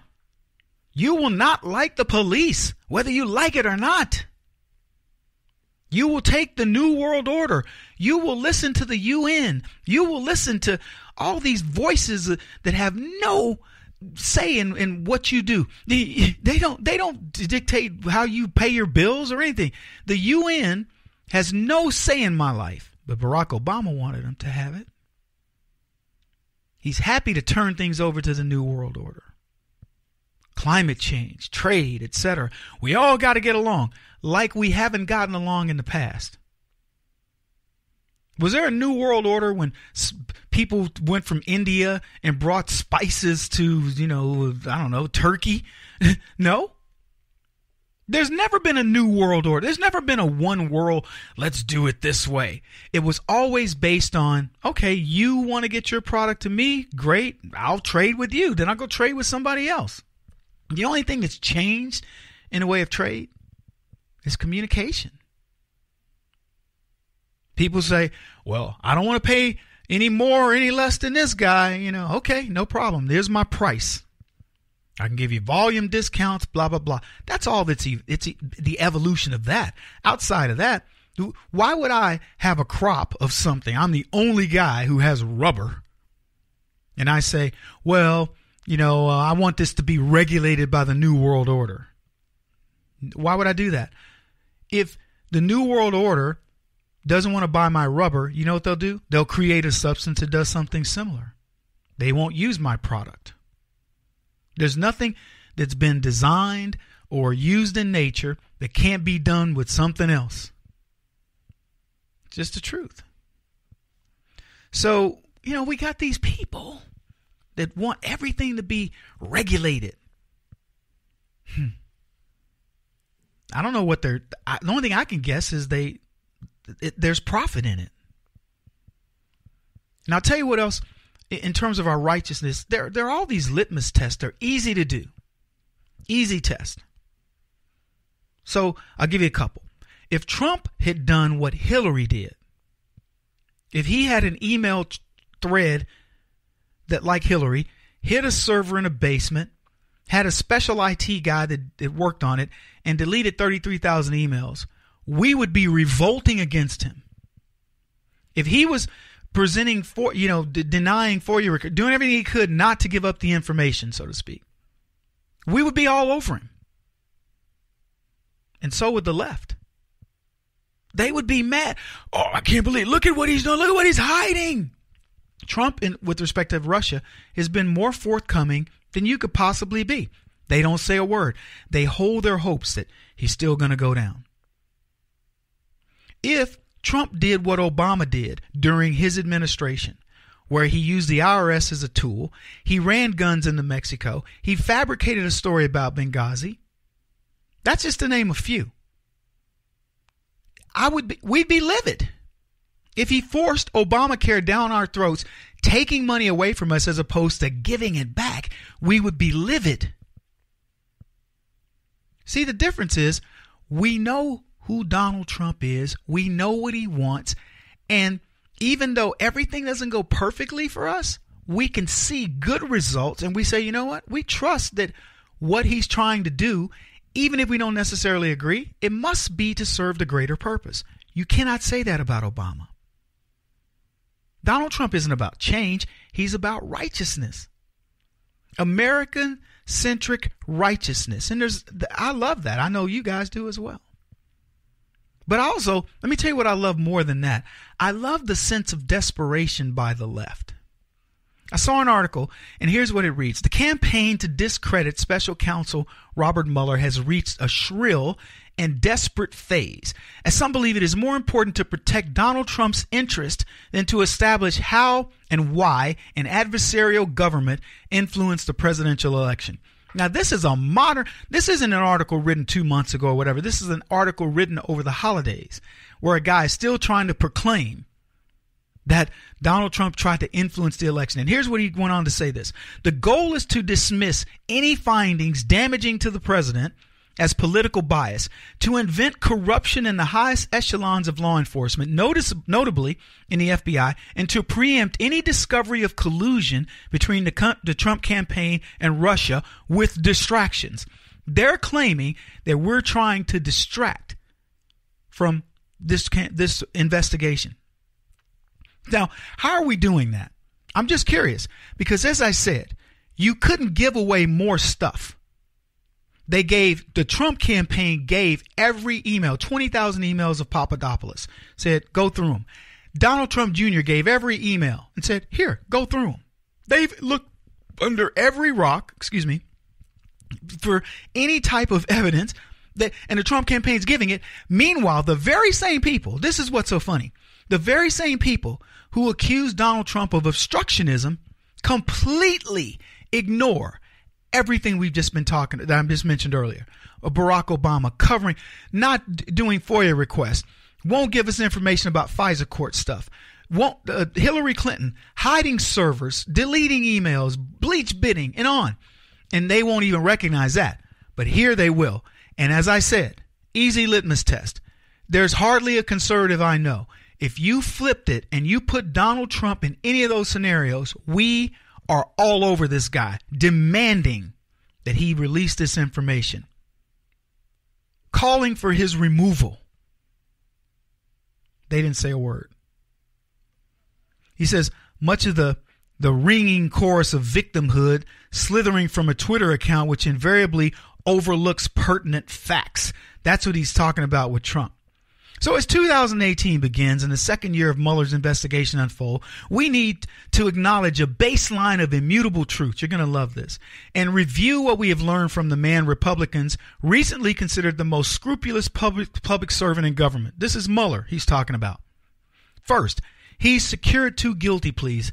This is so laughable to me. I want you to understand why we're going to win, why 2018 is amazing.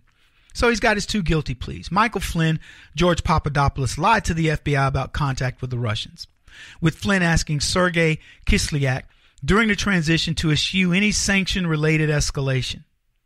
If the subsequent lie to the FBI about that conversation was ordered by Trump, as NBC reported, Trump may also be in violation of the Logan Act. Good luck with that strategy, folks. Keep going for it. Next, he says Mueller indicted Paul Manafort and Rick Gates for laundering tens of millions of dollars. Nothing to do with Trump. I'm going to go through this because I'm running out of time. Third, Mueller's trying to establish whether Trump obstructed justice by firing Comey. Good luck with that. He didn't obstruct justice. Comey's going to end up in prison. Fourth, emails revealed that Manafort, Donald Trump Jr., and Jared Kushner met with a Kremlin-connected lawyer. Been debunked. Again, Trump Jr. gave them everything they need. It's led nowhere. Where's it all led back to? And nowhere with behalf of Trump. Where's it led back to? Hillary Clinton and them. But this is still what these guys are talking about, folks. This is what they want to hang their hats on. You better thank your lucky stars that they are like a dog trying to catch that car. But what happens when they catch it? He won't stop until he's the top-rated radio talk show host in America. What kind of weird competitive freak are you? This is the Kevin Jackson Radio Show.